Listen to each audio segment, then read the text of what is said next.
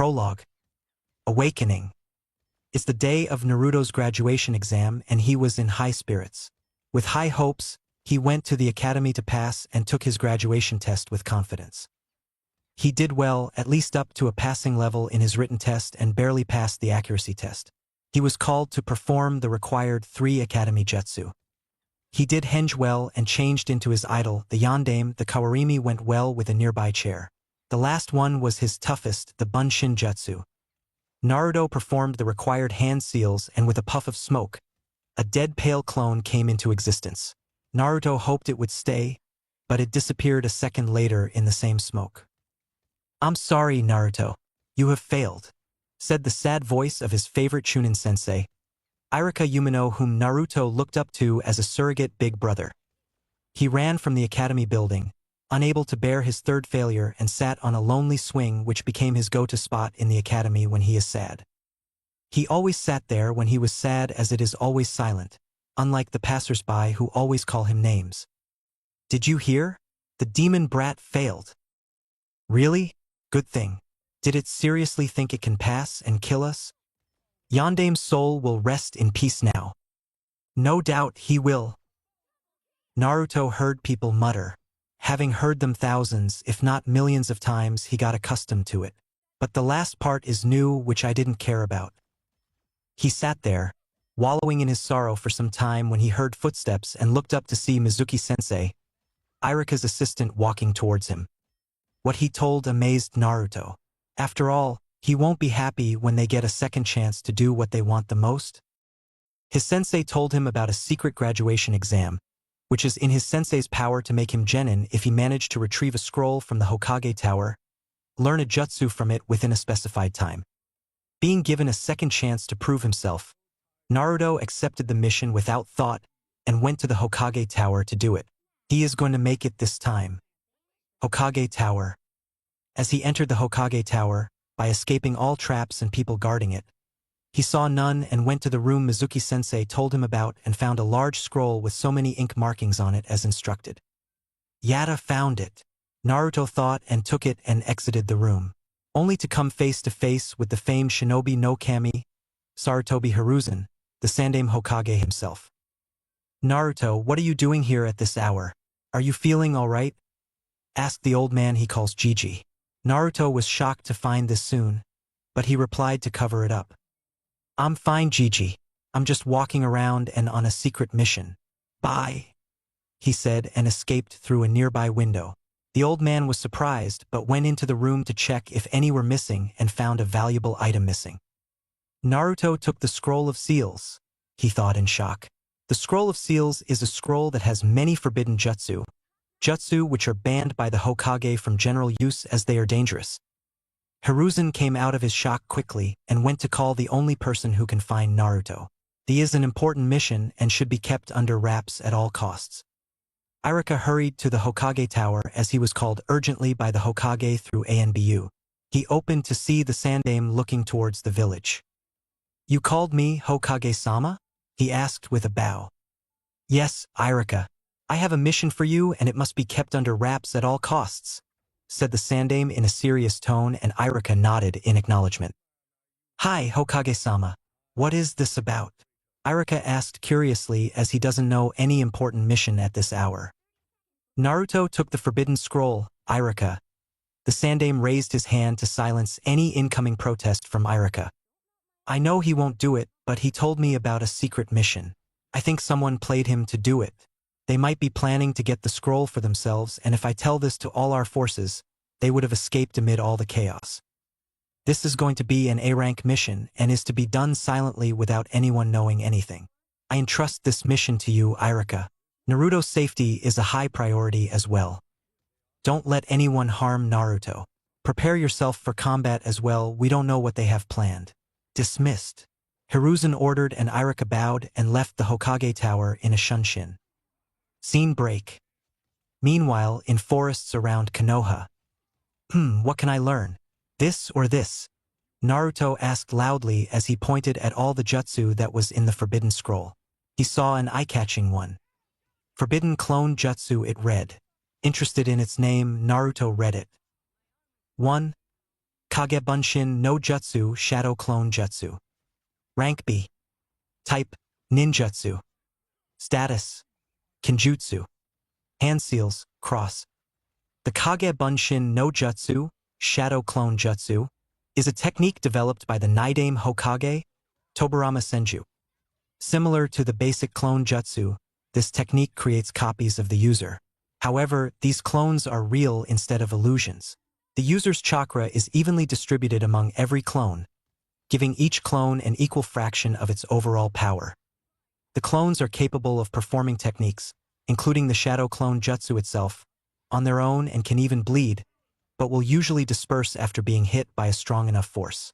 The clones can also disperse on their own or be dispelled by the user of the technique. This piqued Naruto's interest. As normal Bunshins has become a nightmare, he thought of trying it but stopped seeing that something else was written in continuation and read it.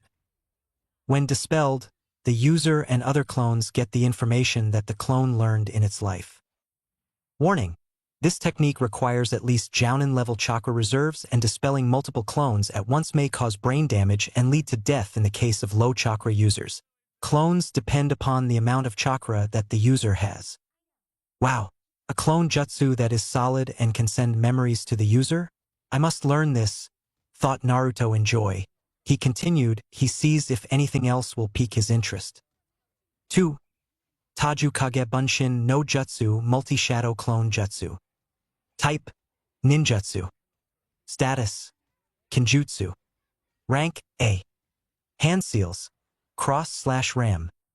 Taju Kage Bunshin no Jutsu is an advanced variation of the Kage Bunshin no Jutsu and was banned by the Yondaime Hokage. This is the same as Shadow Clone Jutsu, but the number of clones increases. Instead of tens of clones, hundreds of clones will be created. This technique can also kill a shinobi either due to severe chakra exhaustion or overload of information. Kage-level chakra reserves are needed for this jutsu to be performed, as shinobi can die by a mere attempt if they don't have enough chakra reserves. Concluded the jutsu, and Naruto got curious. He was told he had a lot of chakra once by his Jiji, so he estimated at least Kage-level reserves, as it was not much. He smiled brightly, though you can see his mask crack with the devilish grin on his face. Naruto didn't notice it. He can learn something new at last. He is fed up with all the excuses his sensei gave him at the academy. Even though he is seen as goofy and knucklehead, he is an intelligent kid. He made this goofy facade in his pursuit to gain attention, and it started crack today, releasing the hidden genius, the true Uzumaki Naruto. He started learning the two jutsu, and it just took him 2 hours to learn both jutsu perfectly and make perfect clones. Kage Bunshin no Jutsu, Shadow Clone Jutsu. Called Naruto, he tried, with no daily. After a few tries, he made 4 shadow clones form to his sides, smiling widely. Yes, I did it. I learned a B jutsu. Now to learn more, said Naruto, dispelling his clones, and started skimming the scroll for any other jutsu he can learn. Something extra might help him as an ace like that team's fireball jutsu. He found other styles of clone jutsu as well. He read through them and took them like a fish to water. 3. Bunshin Daibakuha Great Clone Explosion. Rank A.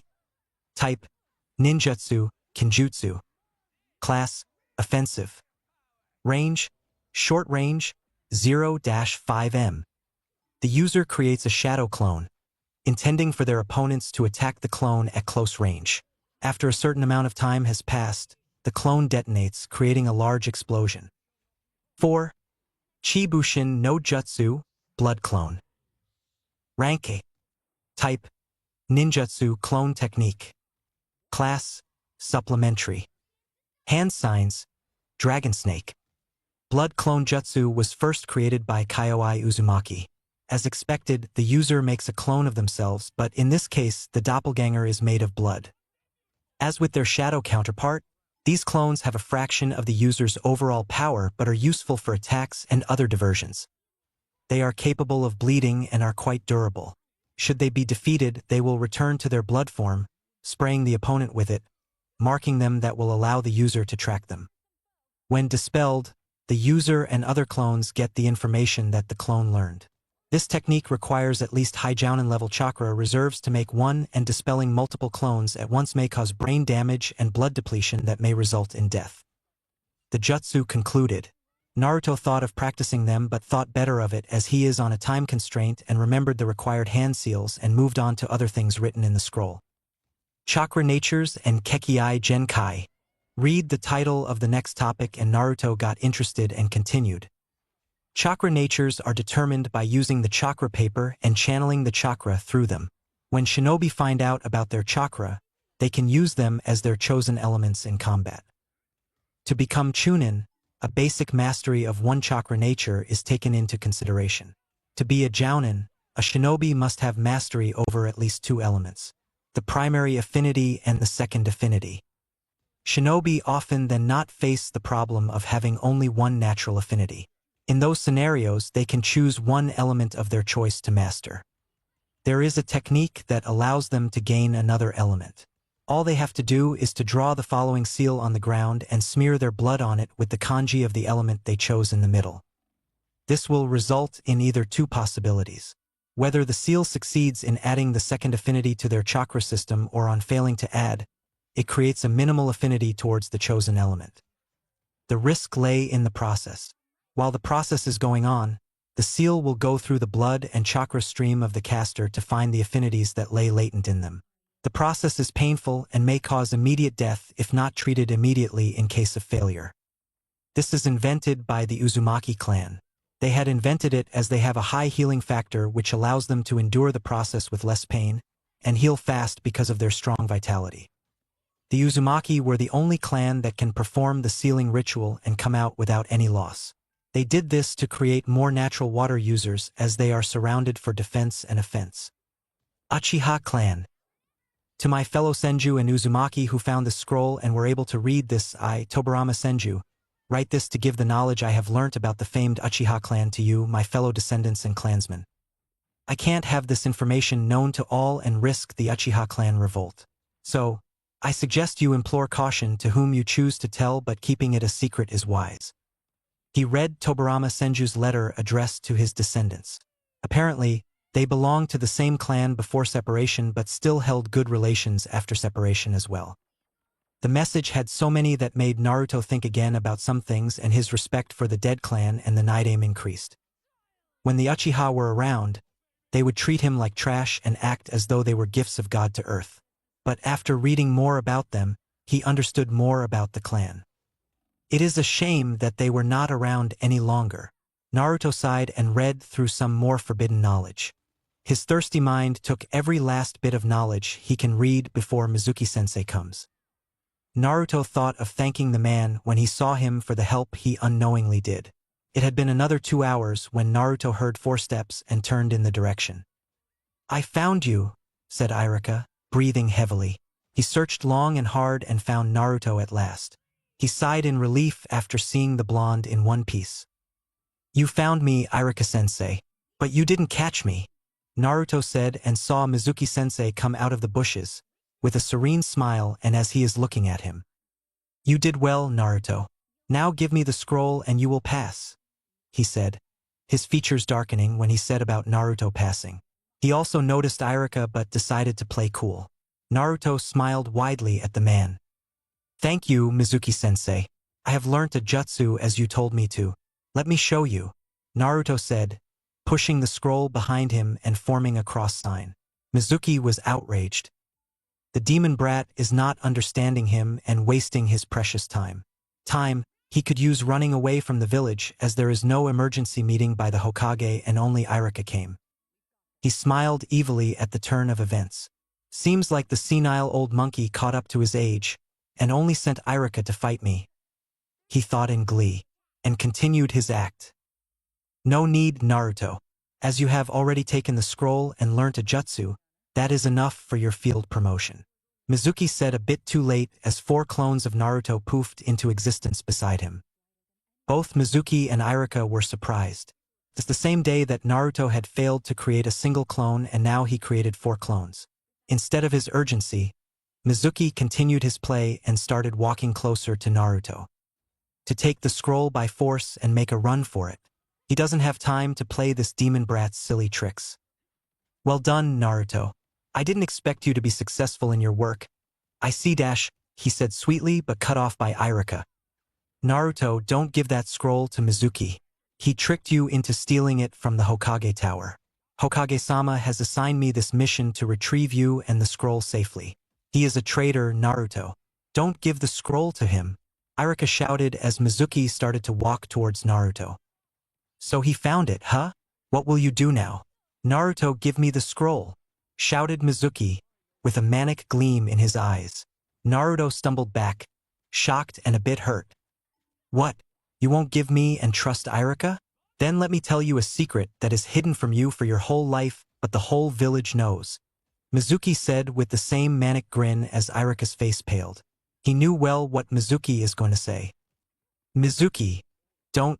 It's forbidden, Iruka exclaimed, fearing Naruto's reaction. Do you see, Naruto? He is still trying to keep my mouth shut. Anyway, the truth is, when the Kyuubi attacked nearly 13 years ago, the Kyuubi is not killed as told to everyone. The Kyuubi cannot be killed as it is just a mass of chakra with consciousness. The Yondaime had no choice but to seal it. And he chose you, Naruto. He sealed the Kyuubi in you. That is the reason why the villagers hate you. Didn't you think why were you hated even though you didn't do anything to them? Why they are afraid of you and didn't like you, and why everyone used to call you names like Demon Child, Demon Brat, etc. Tell me, Naruto, didn't you ever wonder how your parents died or who they were, and even Iruka didn't like you?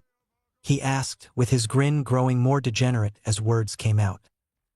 Naruto's face saddened deeper and deeper after each sentence. He couldn't bear it and tears started to fall freely from his eyes. He turned to Iruka for one last confirmation, and his mourning and sorrowful expression told him everything. You are the reincarnation of the Kyuubi itself. You are the monster that destroyed Konoha and took so many lives on that day. You are the demon, exclaimed Mizuki. His face was full of twisted pleasure. A wall broke in Naruto after hearing those words. He is the demon fox. Did he kill many? He is a monster. His dream of becoming Hokage was not a possibility now. He knew it. They won't accept him whatever he does. He only felt one emotion at that moment. Despair. All his dreams and hopes of becoming Hokage of the village vanished and his light was gone. He felt being dragged into darkness. He can feel despair roll out of him in waves. His body shook. He trembled. Inside of his seal, Kyuubi saw something. A door, which was not present there when he last saw, came into view and all the chains blocking the entry broke loose. He saw the door vanish and his eyes widened at the familiar feeling. Iruka couldn't help but kick himself for not being there for Naruto when he needed it. He drowned in his despair, forgetting about the mission entirely. Mizuki was having the best time of his life. The look of despair in the demon brat's eyes is something he always wanted to see. He laughed deviously. When he felt a sudden surge of chakra, he turned to check on the demon brat. He was facing down, his face covered by his hair casting a shadow on his eyes. Iruka stood up after the surge of chakra, regaining his confidence.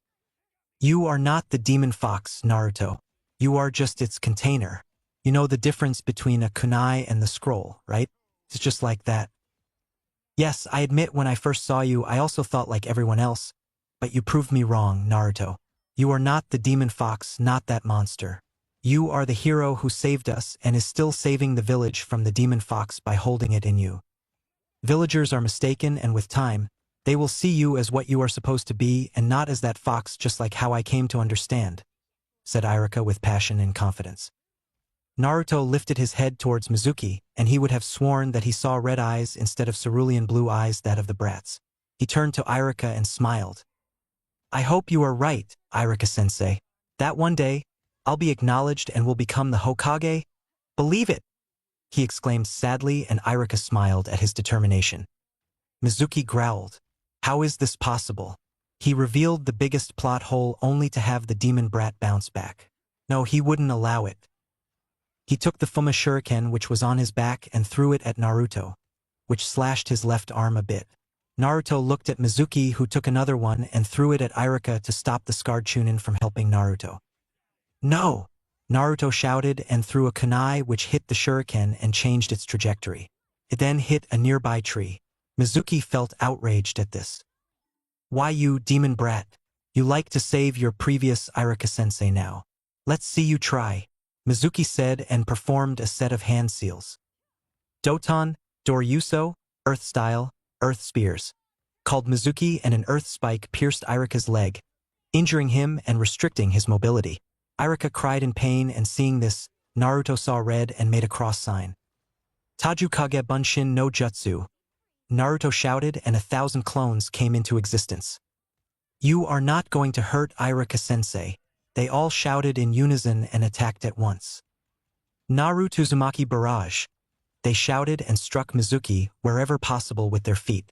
A bloody, pale Mizuki was left after Naruto's attack, as he was unconscious with his mouth open and teeth broken with a shocked expression on his face. Naruto walked up to Irika. Are you alright, Irika-sensei? That team didn't hurt you, right? Naruto asked, looking at the hole in Irika's leg in concern, to which Irika smiled in joy. His Naruto is still there, even after Mizuki revealed about the Kyuubi. This must be treated by white people, sensei, Naruto said, referring to the medical ninja, and laughed in joy. After that, some ANBU came and took them, with an unconscious Mizuki, to the T&I department and Naruto and Irika to the Hokage Tower. Scene break. Hiruzen saw everything through his magic ball. It is nifty like this sometimes. He had a pensive expression, as if thinking deeply. Now that the cat was out of the bag, Naruto may change. He saw the expression of despair on the blonde's face. It was very tragic that he had to know the truth this way. He couldn't help but feel sorry for the boy. He should comfort him and, if possible, cheer him up with a jutsu scroll or two. He doesn't want to have a dull and sad Naruto. Naruto should be Naruto. He should be cheerful with his goofy smile. He saw his ANBU back with Naruto and Irika in tow in a shunshin and turned his attention to them. NBU, dismissed, he ordered, and with a small bow, they vanished. I'm sorry that you have to find out about the Kyuubi from a traitor, Naruto-kun. I'm really sorry. I kept it a secret to keep you safe, he immediately said solemnly. It is time to face the music. All this time, I don't know why they treat me like that. You could have at least told me why, Gigi. At least then, I would have done something better than trying to gain their attention, Naruto said sharply. Hiruzen sighed. He knew he had done so many mistakes in his life, but didn't think Naruto to be this sharp and forthcoming as soon as the cat was out. I'm sorry, my boy. I admit that it is a mistake. I will try to not do it again. Now, is there anything else?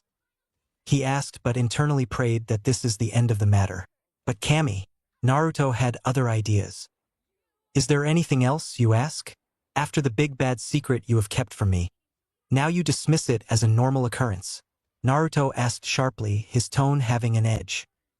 Hiruzen was taken aback by his question. How could he think about this? Seems like Mizuki did do something to the little blonde he is fond of. He is unusually sharp and is thinking before asking anything. That is a welcome change, but in this situation, it started to become a pain in his backside. He smiled at the change in Naruto nonetheless. He thought he couldn't see this day. But another question came to his mind. What about the inheritance he was left with? Should I say it now or not? He thought about it. He is divided. Naruto already went through a trauma, and if he reveals with another, Kami knows what happens. He shook his head negatively, concluding not to. Now is not the time. He needs to calm the blonde down before anything else. I'm sorry for dismissing it like that, Naruto, but I kept it a secret for your safety. Please forgive this old man. I promise to make amends, pleaded the Sandaime. Irika wanted to intervene, but he knew how traumatic Naruto's experience was and stayed silent. Naruto needs to let it all out. He saw Naruto think about it for some time. Okay, Gigi, but this time tell me before you take any decision relating to my life. Is that all? Are there anything else? Asked Naruto in agreement. He is too tired to deal with this and decided to give the old man the benefit of doubt. He waited expectantly for the old man to say something, but he didn't. Hiruzen was tempted to say everything to Naruto, but he stopped himself. He can't now. He can't risk Naruto's sanity with all the covered secrets. and so he chose not to and nodded negatively. Naruto nodded in agreement and his demeanor changed, his muscles relaxing and face relaxing. He relaxed in his chair. The mission went well, right? He asked, and Naruto nodded excitedly. Though Hiruzen can see through it, the mask, he only hoped he could come out of this trauma unharmed. At least he can hope, right? This is labeled as an A-rank mission, and it will be added to your official mission list as a shinobi. As of this day, Uzumaki Naruto, you will be the genin of Konohagakure no Sato, Sandaime said, taking a leaf headband and giving it to Naruto, who tied it around his forehead and smiled brightly at the Hokage, and both older men smiled back. Congratulations, Naruto. This is my gift for you becoming a genin, Naruto-kun, said the Sandaime and took a book from his desk and gave it to Naruto. It read Basics of Sealing and had a red swirl on it. It has a set of 10 books in a bundle. It is a book on Fuinjutsu from the Uzumaki clan of the Whirlpool Village. If you manage to complete them, I'll give you more, he offered. Naruto's eyes widened. He had a clan and turned to Hiruzen to ask about his parents. No, Naruto-kun. I'll tell you about your parents when you become Chunin. I'll also give you your inheritance then. The Sandaime declined before Naruto can ask and the blonde sighed but nodded. His Gigi always evades the question of his parents. Irika only nodded along, not understanding what was happening. He cleared his throat to speak. Naruto, as a gift on your graduation, we'll go to a Chiraku and you can eat as much as you want, he said, and Naruto cheered ramen, and they both left the Hokage Tower after receiving the mission payment. Naruto was given 20,000 ryo as his payment as he was not a shinobi during the mission and accepted it with joy.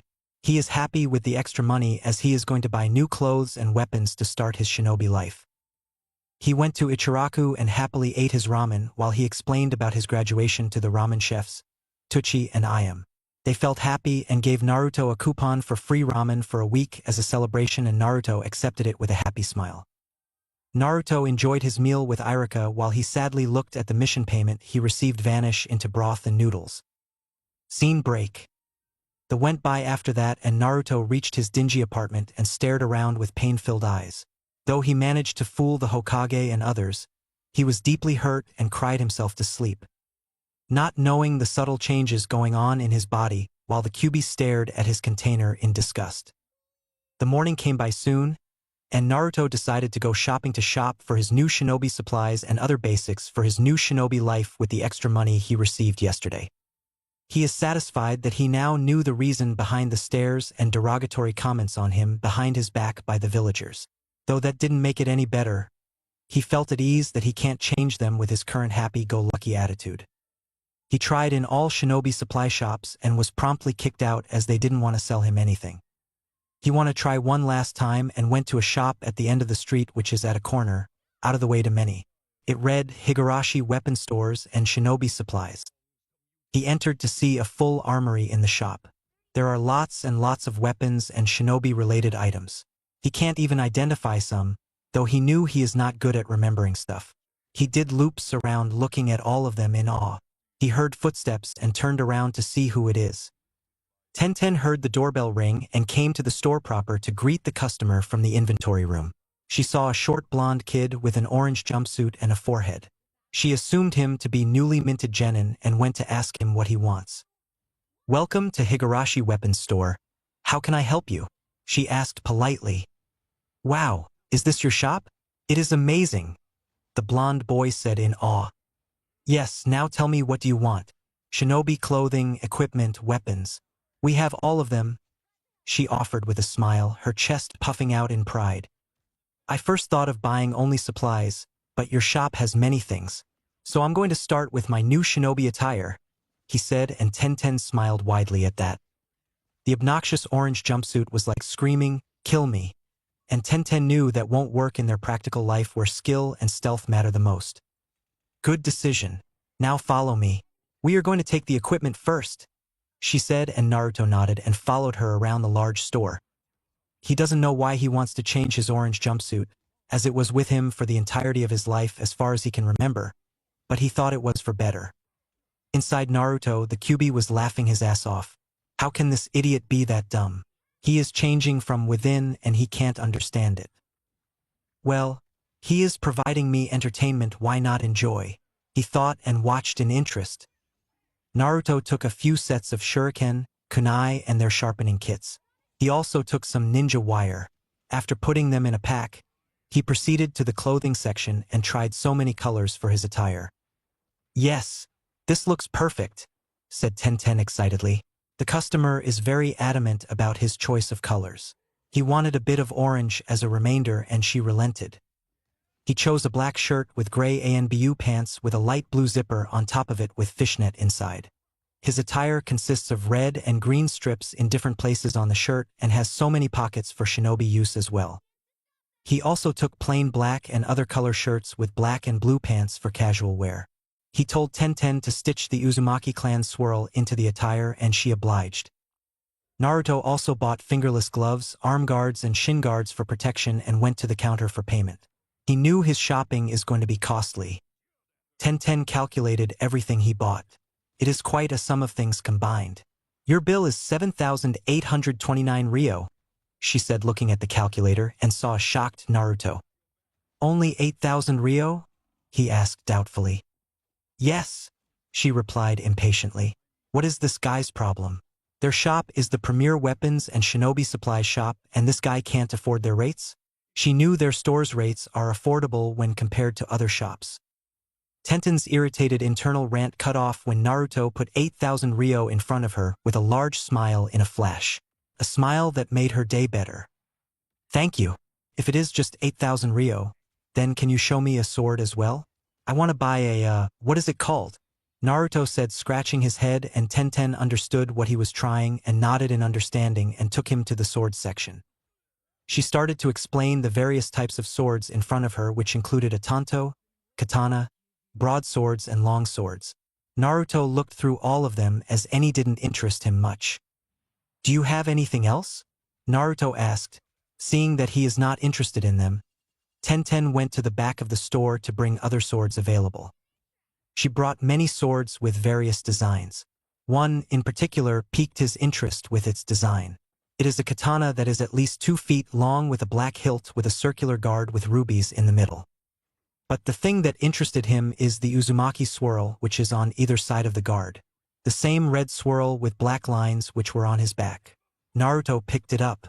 A small needle pierced his right thumb finger which held the sword and Naruto felt his blood trickle on the sword.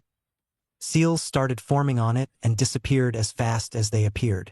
The sword glowed dimly and Naruto heard a small tune in his head from the place he touched the sword. There was like a soothing feeling.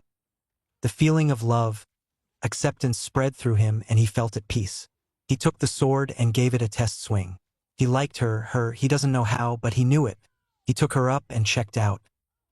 Tenten noticed this and put down all the swords she is rummaging through and walked towards Naruto.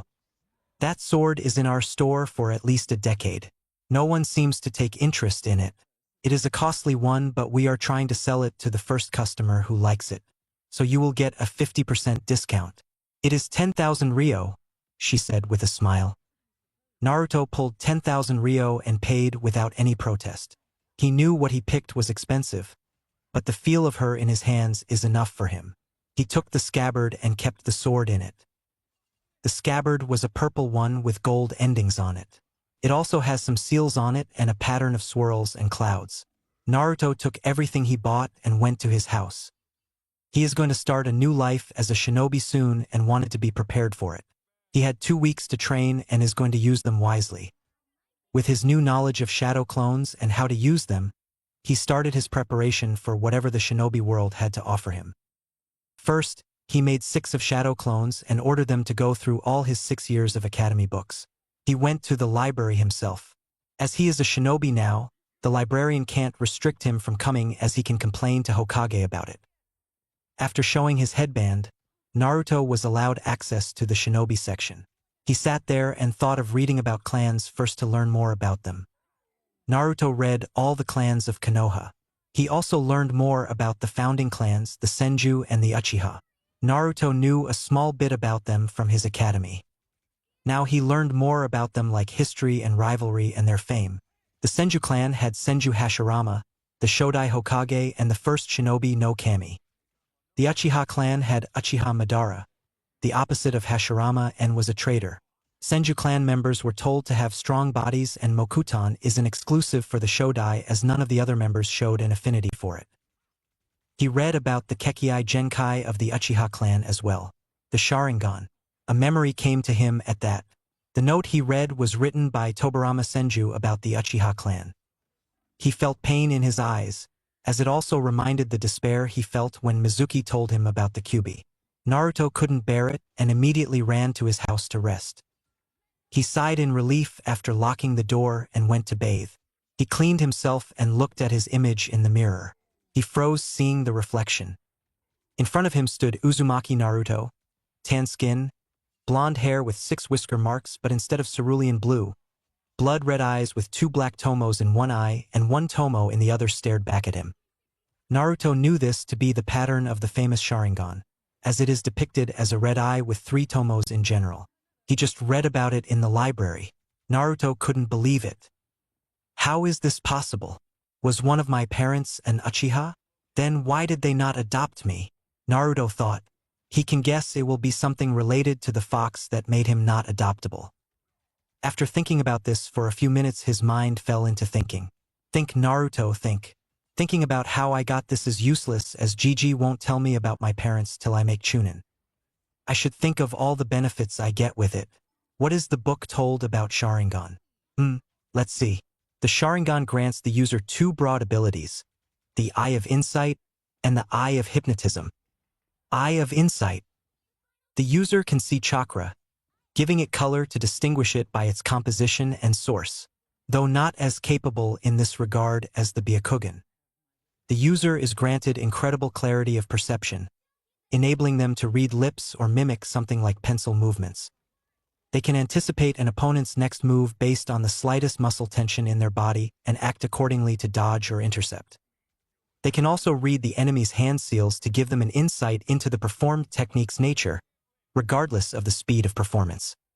The user can copy almost any jutsu they see, memorizing ninjutsu, genjutsu, and taijutsu with near-perfect accuracy. They can mimic everything they see. Eye of Hypnotism. The user can perform what is generically called genjutsu through eye contact, suggest thoughts and actions to a target, coercing them to divulge information or act in a particular way, potentially without the target's awareness. The Uchiha are particularly infamous for using this ability. Multiple targets can be taken control of in this way, though the more divided the user's attention is, the easier it is for targets to escape this control. Note: this information is subject to personal discretion as it is collected from the information collected from many non-Uchiha and people who face the Uchiha clan. Please be cautious as some information about might not be true entirely. Recalled Naruto, and he got a shit-eating grin. This would make things easier for him. With his clones, he already went through the first 2 years of academy subjects, which are just mathematics and general knowledge. With the addition of Sharingan to the mix, things are going to pick speed.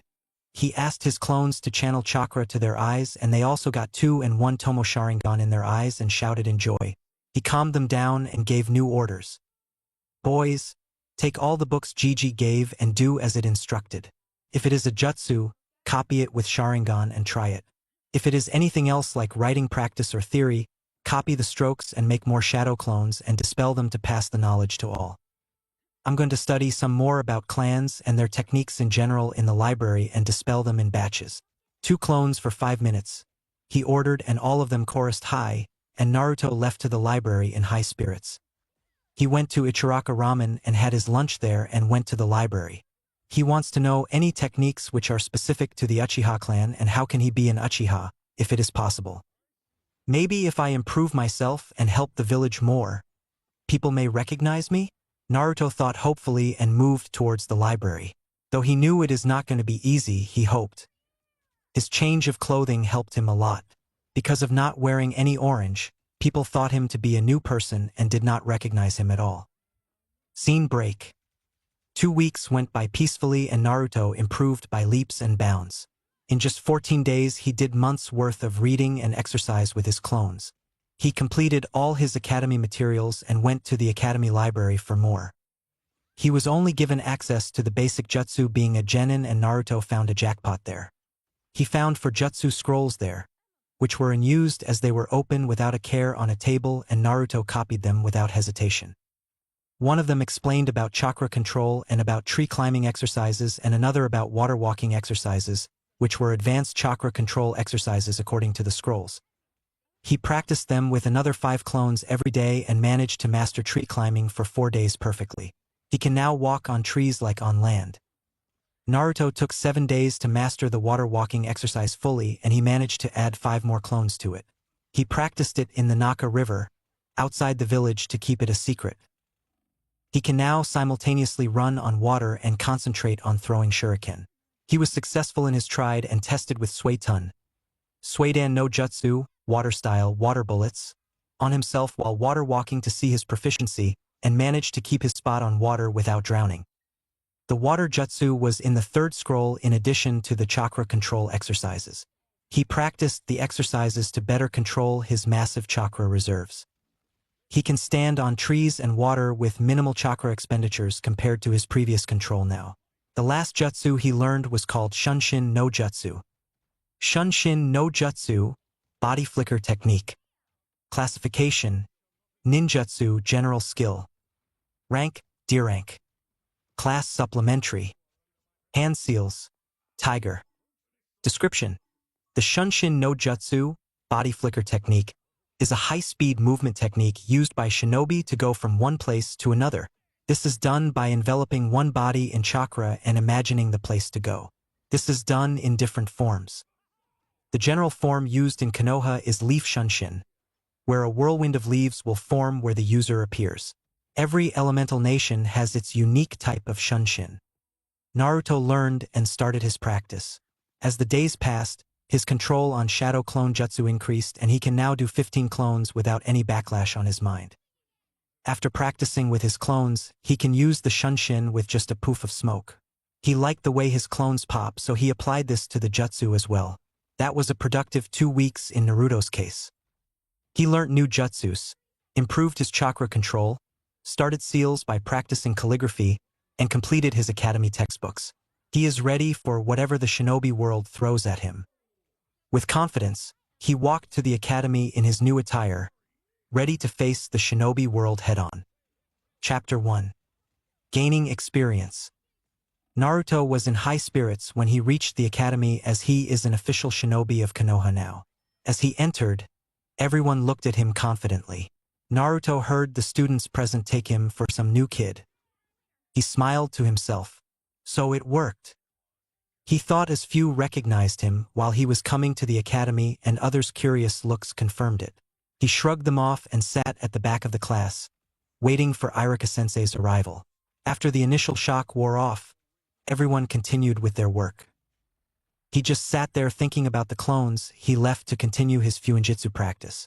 The sealing art felt natural for him. At the rate of his practice, he knew he will perfect his calligraphy soon. Naruto sat reading about the sealing theory. For the class to start and to practice, he wanted to experiment in a secure place with no one disturbing. He stuck to reading for now. His dingy apartment doesn't fit the bill, as it is ready to blow up at moment's notice if he had one strong sneeze. He needs a place that serves as a good testing ground and, if possible, a second home. With these thoughts in mind, Naruto continues his study about sealing from the books and the types of seals used in general. They are very interesting, to say the least. Exploding tags, flash tags, and smoke bombs are a few applications of seals, and Naruto knew there can be so many more if one puts heart into it, and he already plans to. He read while waiting for Iruka to come, and the class filled up. Shikamaru, heir to the famed Nara clan, well known for their intellectual minds, came and sat in the middle row with Choji, another clan heir of the Akamichi clan, in tow. Naruto was friends with them in their early academy days. But it's been heard since Naruto taller to them, like how they used it other than the occasional greeting here and there. Naruto can see things that he couldn't before and pick subtle hints in the postures and demeanor of others. A great skill, very important for his shinobi life ahead. Naruto noticed Shikamaru looking at him but didn't comment and lazily slept on his desk, while Choji started eating chips from a bag he got from somewhere. Soon others came, which included Kiba, Hinata, Shino, and finally Sasuke, who sat in their seats while other civilian children came and sat in their places. Excited chatter grew in class as most arrived. Sasuke looked at Naruto with raised eyebrows, to which Naruto replied with his stare. An impromptu staring match started and ended with the Uchiha turning away with the HN and sitting in his brooding pose, both hands clasped near his mouth and looking somewhere out of the window. Naruto didn't care much about the Uchiha boy and continued his reading. But all of a sudden, the class started shaking as loud footsteps thumped outside and the door was flung open. "I came first," Ino exclaimed, gasping for breath. "What are you talking, pig? Didn't you see my foot stepped into the class first?" Sakura argued, and they both had a catfight about it and came near Sasuke. "Tell her I'm first, Sasuke-kun," Ino asked a brooding Sasuke with a dreamy face. "You're right. Sasuke-kun knew I'm first and I'm going to sit beside him," Sakura proclaimed and sat beside the last Uchiha before Ino could retort. Sakura looked around as if to find something or someone and looked at Naruto. He didn't directly see her but observed from his peripherals. Not finding what she was looking for, she sat beside Sasuke and started asking him out and things she generally does. Ino went to Shikamaru and sat beside the sleeping Nara. Shikamaru cracked an eye open and saw her and closed it. The class was chatting animatedly when the door opened again and Irika-sensei walked in with a stack of papers. "Hello, class," he said with a smile, but none noticed or cared to listen to him and continued chatting. He got tick marks on his head and shouted with his patented big head jutsu. "Shut up, you brats," he yelled, and the class calmed down. "Good morning, class," he said cheerfully again. "Good morning, Irika-sensei." We all chorused. He started the class by taking roll calls. As the names went by, Naruto's turn came. "Uzumaki Naruto." "Hi, sensei," said Naruto with his hand up, and everyone turned to him, shocked. Shikamaru shrugged as if he knew and continued to sleep. But others were still glued to him, even Irika. Kiba tried to say something, but words stuck in his mouth as he saw Naruto in his new attire looking professional, which is far cry from his appearance, and Irika-sensei spoke before him. "Naruto, nice outfit by the way," Irika complimented, unable to say anything else. Naruto acknowledged with a small smile and Irika continued the roll call. After roll call was completed, he took another sheet of paper. "Now, students, I'm happy that you all passed your graduation exam. I'm proud of you all. From this day forth, you will be starting your shinobi career. I suggest you keep everything you learned in the academy in mind and improve yourself to be more skilled as you move forward. Remember, teamwork is key to success and one of the fundamental traits of a Konoha shinobi. I won't hold you any further. I'll announce the teams assigned by Hokage-sama, and if you have any problem, you can talk to him," he said, and everyone nodded. "Team 1 will be..." Irika started and Naruto ignored, thinking about the team he will be assigned to. Meanwhile, Hokage office, Hokage tower. "Are all present?" asked the Sandaime to the Jounin who agreed to be sensei this year. Everyone knew one was missing. Disregarding that, he continued. "My dear Jounin, you are the few that have come forward to take a genin team this year. Do your best to train them. I think I don't need to lecture you about how to be in a T-dash." He was interrupted by a puff of smoke. "I'm sorry, Hokage-sama. A black cat came in my way when I was coming here, so I have to take a long way around," said a silver-haired man. The Hokage sighed. "Remember, these children are the future of our village and shinobi force. All the teams have been assigned with due considerations, so there won't be many changes in them. If you have any objections, send them to me. And you know the drill. Dismissed."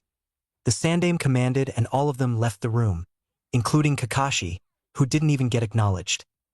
Academy classroom. Team 7 will be Haruno Sakura, Uchiha Sasuke, and Uzumaki Naruto, and your sensei will be Hatake Kakashi, announced Irika. When the first two names came, Sakura screeched in joy, and when the last name came, she yelled in horror. Sasuke and Naruto had a staring contest again, with none saying anything. Sasuke turned away with a typical Uchiha, Ichin, again, and Naruto didn't respond. I don't know what happened to me, but I can think properly without any shouts or yelling and proclamations about being Hokage. I don't even feel anything even though I'm on the same team as Sakura." Did awakening my Sharingan changed me this much as a person? Instead of a knucklehead, loud obnoxious idiot, I'm calm, collected, can think well and can observe small details as well.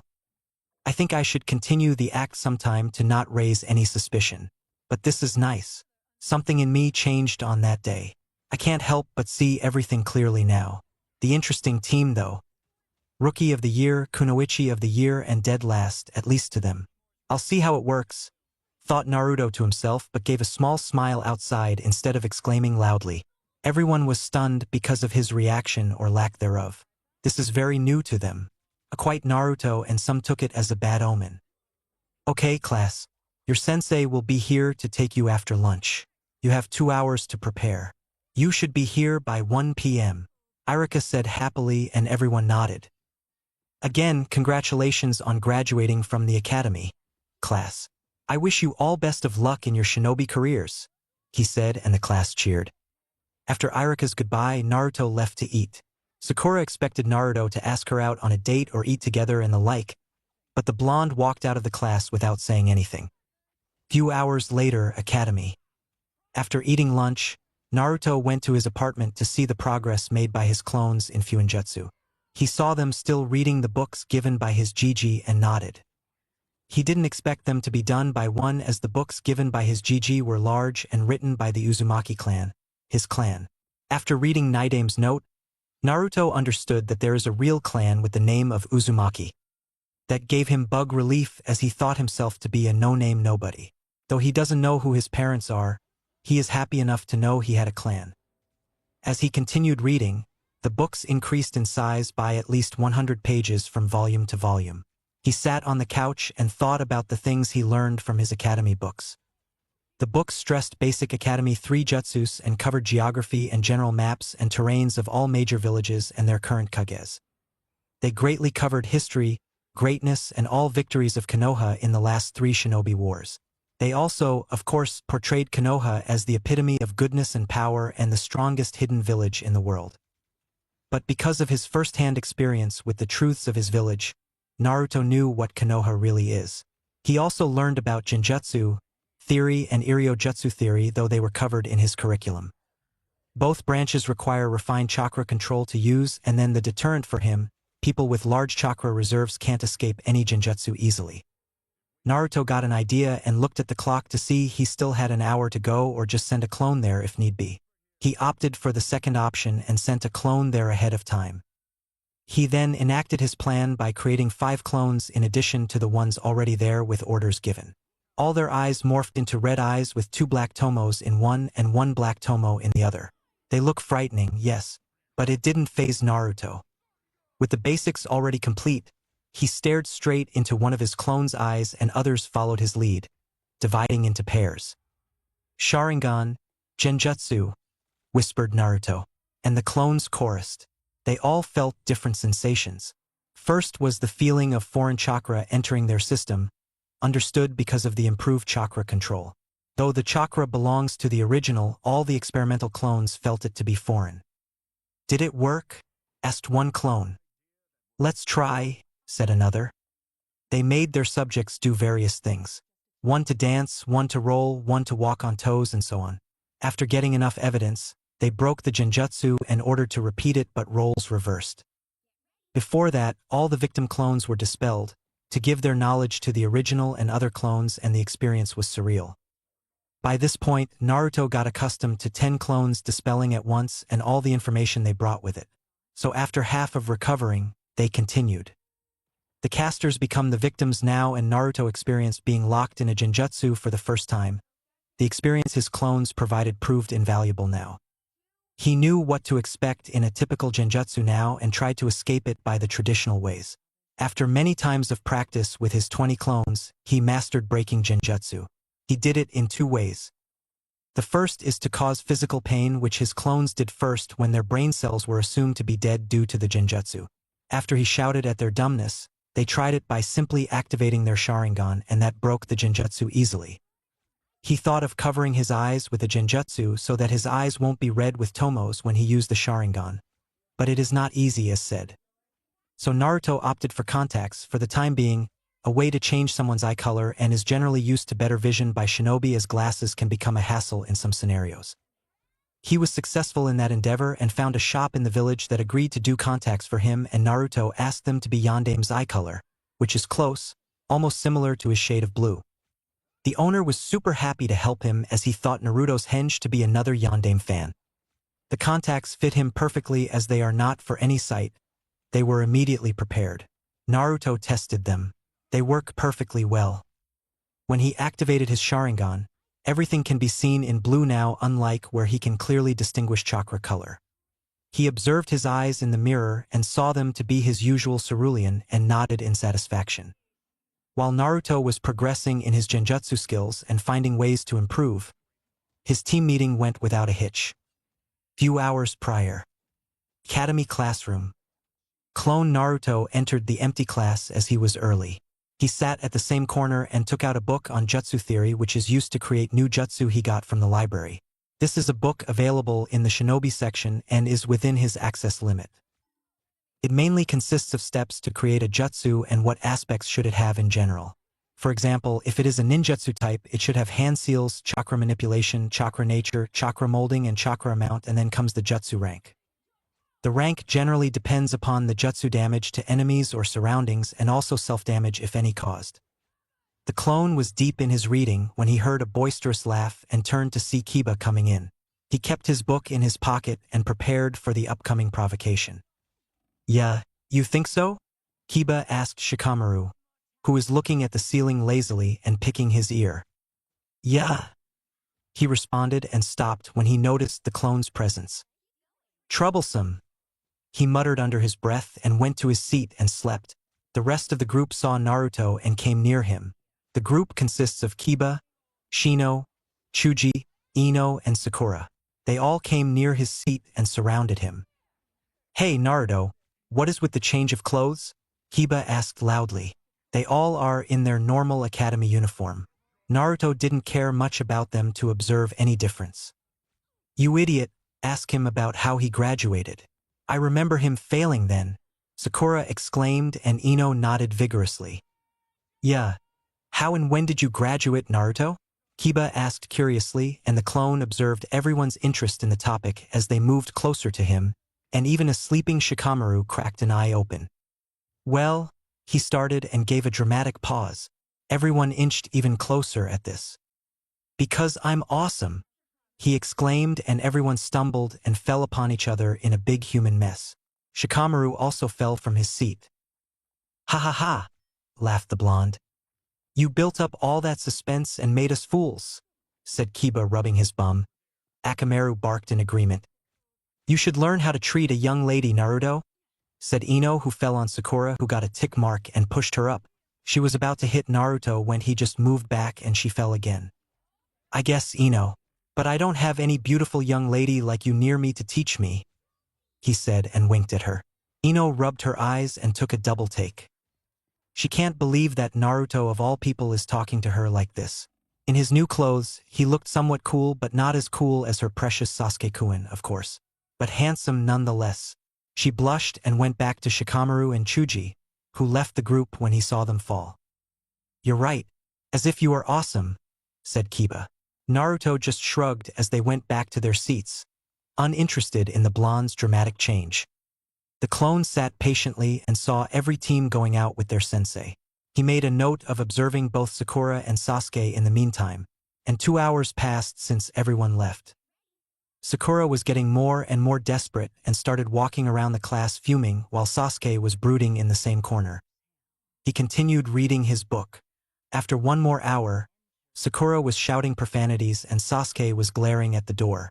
He thought of all the possibilities for a jounin to be this late and waited for the man to come to make his judgment. The door to the room opened and in came a silver-haired man. "My first opinion of your group is you are all a bunch of idiots," he said, and everyone paused for a bit to take what he said, and Sakura's anger came full force. "You are late," she shouted like a banshee. The man picked his ear up and replied, "Well, I got lost in the road of life," he said calmly, and they there fell from their seats after hearing that. The clone nearly popped at that. "Yes, it is decided. This guy won't train me or the boss. Better to self-study instead of wasting time waiting for him. He mentally decided and listened to the man's instructions. Meet me in 5 minutes on the roof, and he poofed out of existence. Naruto's clone rose an eyebrow. Did he just use Kage Bunshin no Jutsu? He thought and went up with the rest of the group. The man sat at the edge of the railing, reading a small orange book titled Ika Ika Paradise. Naruto knew that book. He made his Oiroke no Jutsu, sexy jutsu, based on the reference from the book. He is reading porn in public and in front of children nonetheless. He is going to be an ideal sensei for sure. He smirked, internally observing Kakashi's habits. They settled as the man closed his book. Naruto sat to the left, while Sasuke sat beside him and Sakura beside Sasuke. They all looked at him expectantly. "Well, introduce yourselves," he said plainly. "What do you mean, sensei?" Sakura asked in confusion. Didn't he read their files when he was assigned the team? "Well, tell me your likes, dislikes, hobbies and goals or dreams for the future," he elaborated in a bored tone. "Why don't you show us how?" suggested Sakura, and he gave her an unimpressed answer anyway. "Me? My name is Hatake Kakashi. My likes are not for children. My dislikes are none of your business, and dreams for the future. Never thought about it," he said with an eye smile, with his single visible eye forming a U shape. "He just told us his name. It's clear he is insane," concluded the clone. "That's useless. He just told us his name," murmured Sakura, and he and Sasuke nodded in agreement. "Now you, Pinky, tell us about your likes, dislikes, goals or dreams for the future." He pointed and Sakura started. "Well, my likes are..." She stared at Sasuke and giggled. "My dislikes are Ino pig pestering and Naruto asking for dates," she proclaimed. "My dreams for the future are..." She again stared at Sasuke and giggles to herself. Naruto's clone and Kakashi had the same thought. "Yep, definitely a fangirl." Sasuke's sweat dropped at her explanation. "She just stared at me, giggled?" He shouted in his mind but kept his cool composure. "Now you, duck-ass haircut," said Kakashi, and Sasuke's eye twitched at that. What is this idiot thinking about him? Uchiha Sasuke is an elite, he thought, fuming. "My name is Uchiha Sasuke. I dislike things more than I like them. My dreams for the future are... No, I'll make it a reality is to kill a certain someone and rebuild my clan," he said neutrally with his hands on his mouth. "Great, I got an Avenger," thought Kakashi. Naruto's clone didn't say anything but observed and kept his thoughts to himself. "Now you, Blondie." "Yes, thank you, Scarecrow," rebuked Naruto, and Kakashi's lone eye widened at that. "My name is Uzumaki Naruto and I like ramen. I hate the 3 minutes it takes to cook ramen and my dream is to become the Hokage," he proclaimed loudly to the heavens. "If they accept me," he thought to himself. "And a hyperactive loudmouth. Great," thought Kakashi to himself. He forgot the comment Naruto made on him, drowning in sadness. "Okay, team. Tomorrow we are going to do survival training. Come to Training Ground 7 at 5 a.m. sharp and remember, don't eat or you will puke," he said and vanished in another puff of smoke. The three of them grumbled about lazy sensei and started leaving. Sasuke left while Sakura followed him. He just dispelled, relaying all the information to the original. Naruto's residence. Naruto was practicing how to cast Genjutsu with Sharingan when the memories of his clone hit him. His concentration lapsed and the Genjutsu dispelled. All the clones were looking at him after receiving and going through the memories themselves. Looks like we have an interesting team, boys. A Scarecrow, a Fangirl, and an Avenger. Interesting indeed. We'll start our seals practice from tomorrow. We will go out to find a place somewhere outside the village which is secure enough for us to practice our seals. I don't want to be held back by his lackadaisical nature." "Understood," he asked, and the clones nodded. "And be discreet and make sure to not garner any attention," he added, and got a collective "hi." They practiced for a few more hours, and after completing the practice for the day, Naruto dispelled them and went out to have dinner at Ichiraku's. After eating dinner at Ichiraku's, Naruto enacted his search by merging himself with shadows with black clothes. He wore a black shirt with black pants and bought a black mask to cover his face like his new sensei. He is an inspiration in that, if Naruto had to say. He used Sunshine to the forest outside of Konoha. In a few minutes, he reached the outer wall of Konoha and jumped over it and made it into the large forests of Konoha. He made 20 clones to search and they all disappeared. They all activated their Sharingan to search for any chakra trace. Though such massive use of Sharingan costs lots of chakra, Naruto had enough to back it up and they used that to their advantage. They are searching for chakra trace to find a building that is chakra restricted so that all the activity he does with destructive seals and future practice won't be sensed or heard. They searched for hours and decided to rest when a clone found a ruined building protected by some kind of barrier and dispelled itself to transfer the information. Getting its memories, all clones and the original came there using Shunshin and inspected the building. The first thing Naruto's eyes showed him was a broken swirl symbol on the ruined building. It was made of dark brown wood with a swirl engraved in it. He can see the huge amounts of chakra inside from the broken door and cautiously went near it. Okay, boys. Looks like some kind of warehouse. It has large amounts of chakra in addition to the barrier. I want one of you to go in and check for any traps. Move, ordered the original, and 5 clones went in to investigate. Though the building had his clan symbol, it's better safe than to be sorry. So Naruto decided to test everything before going in himself. As the clones moved in, they noticed how ruined the building was. Ruined because of time and lack of proper care. They can see so many cracks and broken at some places. They moved to a place where the highest concentration of chakra is and noticed the lack of traps. On their way, they passed an enclosure like a place where there are many masks. Seeing that there are no traps, one of them dispelled, giving the original green signal to enter, and Naruto entered without delay. He also saw the masks, but since he didn't know what they are, he moved to the room where his clones are. He saw the biggest seal he ever saw there, which in his life is not that much as he came to know about seals just a few weeks ago. From what he learnt in the books and theory, they are preservative seals, cleaning and conditioning seals intertwined with strengthening seals and blood seals from his best guess. Not that he can understand whatever is written in them, he just know basics, and from basics he can understand that much. He scanned it closer and bit his finger and spread his blood across the matrix to assess the reaction. The matrix glowed a faint blue, showing the seal's absorption of his chakra and blood, and the building rocked, giving them access to another path as the floor split. Naruto saw a long corridor with softly glowing lights produced by flickering torches. He moved in with his clones guarding his back.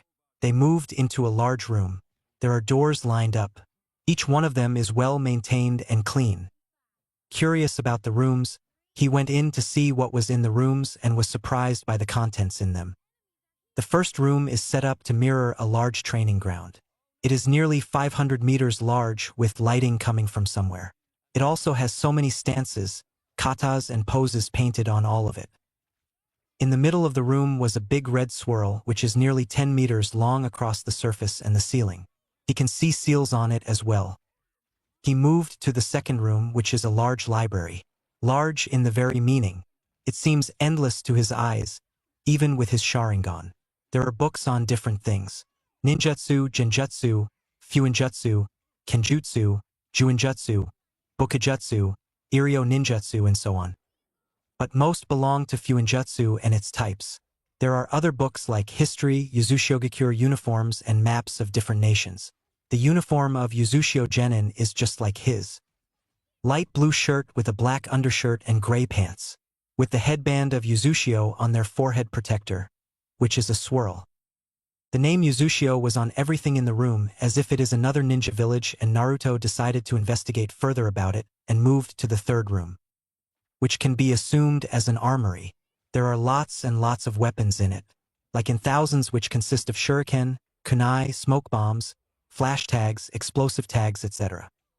They are sharp as well, with no wear and tear like his normal kunai, as if polished recently, and Naruto also saw many swords and books on different kenjutsu styles. He noticed a missing sword in its display to the side and moved closer. The design of the imprint is something he felt familiar with. He took his katana and put it on the designed imprint. There was the sound of something unlocking as a drop of his blood was taken from the hilt of the sword. He can see bluish-green chakra enter his sword as it fits in the imprint. He saw the outline of a woman form in it. He can feel her and her connection to him. It is not fully sentient to talk, but he can feel her emotions, and he assumed it is vice versa. Love, acceptance and joy were her emotions. She loves him and is happy he loves her by the simple act of carrying her around as seals started to form on her. He doesn't know what they meant, but from what he can read, the kanji read protection, power, and some other seals formed on her. In a puff of smoke, a scroll appeared in front of him. Naruto took the scroll and opened it to read. To the prince. This scroll explains about the katana which was left for the prince of the Uzumaki clan as an heirloom. Dear Prince, the katana, Mayuri, is an heirloom given to you in this moment of our extinction. In the Second Great Shinobi War, the combined forces of IWA, Kumo and Kiri have attacked us and our numbers are decreasing fastly. Princess Kushina, the heiress of the clan, was sent to Konoha to be the next Jinchuriki of the Kyuubi just a week ago. We have sent for help, but I think the situation is not favorable for Konoha to send any help. This scroll is sent to the Uzumaki clan compound in Konoha. Mayuri is made especially for you, dear prince, and we at the Uzushio hope that she suits you well. We made this especially for you because Princess Kushina is not going to marry an Uzumaki, and one of our elders foresaw about a young child of Uzumaki heritage, suffering in his earlier years. Mayuri won't work for anyone other than you, young prince. She has some seals to identify you and some other special seals to make her different from others. We hope this will change things for the better for you, dear prince. Regards. Proud clansman of Uzushio-gakure. Naruto reread the letter many times. His clan people had given him something in their memory. He felt elated and happy at that, and they also told him his mother's name. Uzumaki Kushina. He is going to search for her and know who his parents are. He took the katana and looked it over. She is beautiful after getting new seals. Mayuri, what a beautiful name. I think it means true friend. He thought to himself and rubbed her. He had a connection to his clan and a friend now. His heart danced in joy at that. A friend. He always wanted a friend. But now he got a real friend. He took the scroll and pocketed it and moved to the next door, pushing through his emotions after reading the heartwarming letter. He moved into the fourth room, which turned out to be a living area with further doors inside. He just looked at the door and didn't go any further and went to the next room. The fifth room is some kind of spa and had a hot spring in it and with so many shower heads. So this is common pool, huh? He thought and moved to the next room. The sixth room consists of different beds and lots of spirit smells. He thought it to be a hospital wing and moved on. The seventh room is a dojo and had mats in it with stands. The eighth room is a storeroom. It has probably tons of wood, bricks, cement, etc. materials which are used in construction and other equipment like wires, sinks, etc. It's a large go-down of many things. Naruto moved into the library as he is most interested in it and read through all the books and took books relating to Fuinjutsu. 20 clones went to the training ground to practice seals as they are itching to practice after reading all the theories. After going through all the taijutsu styles, he picked one which he liked most and sent another 20 clones to practice it. The taijutsu style he picked and liked the most was the Wind God style or Fujinkan. The style mainly depends upon the flow and flexibility of the body like wind. He didn't know why he liked the name and the style, but it has a nice ring to it and he is going to master it. He knew well that his taijutsu sucks. Naruto made a total of 50 clones. 20 on Fuinjutsu practice, 20 on taijutsu practice, while the other 10 went through all E, D, and C ranked ninjutsu scrolls in the library. Naruto decided to amass knowledge first and practice later when he is free. The night went by as the original reached his residence by 11 in the night and slept with so many emotions. He discovered what can be seen as his clan's estate in Konoha, which suggests a presence of past members' residence in the village, and found about his clan, sword, and most of all, his mother. Uzumaki Kushina. Huh. What a beautiful name. If only I can meet you, Ka-chan, was Naruto's last thought before sleeping. Next morning, Naruto's house. Naruto woke up at 5 in the morning. He thought of going to the training ground, but after listening to the reason his sensei gave them about his late arrival, he thought the better of it. He decided to go around 9. If Kakashi came early, he is going to find Naruto at his house, but he is not going early and wasting his time waiting for the tardy man's arrival. Naruto went through his newly created daily exercises, which included push-ups, pull-ups and laps around an empty training ground. His clones were already dispelled in the morning, and he sent a fresh batch of 50 clones to his clan's estate. After completing his exercises, Naruto went to the supermarket under Henge and bought some fresh vegetables for his breakfast with some bacon and toast. His hunger was legendary after all, and everything he ate will disgust fast. He started eating vegetables as it was mentioned in a book about the requirements of young shinobi or kunoichi in general. The most stressed part is about protein and nutritious food, as the young shinobi go through many activities in a day as well, which makes them burn lots of calories. So heavy meals with nutritious vegetables are recommended. Naruto followed the suggestion and started eating vegetables after his graduation.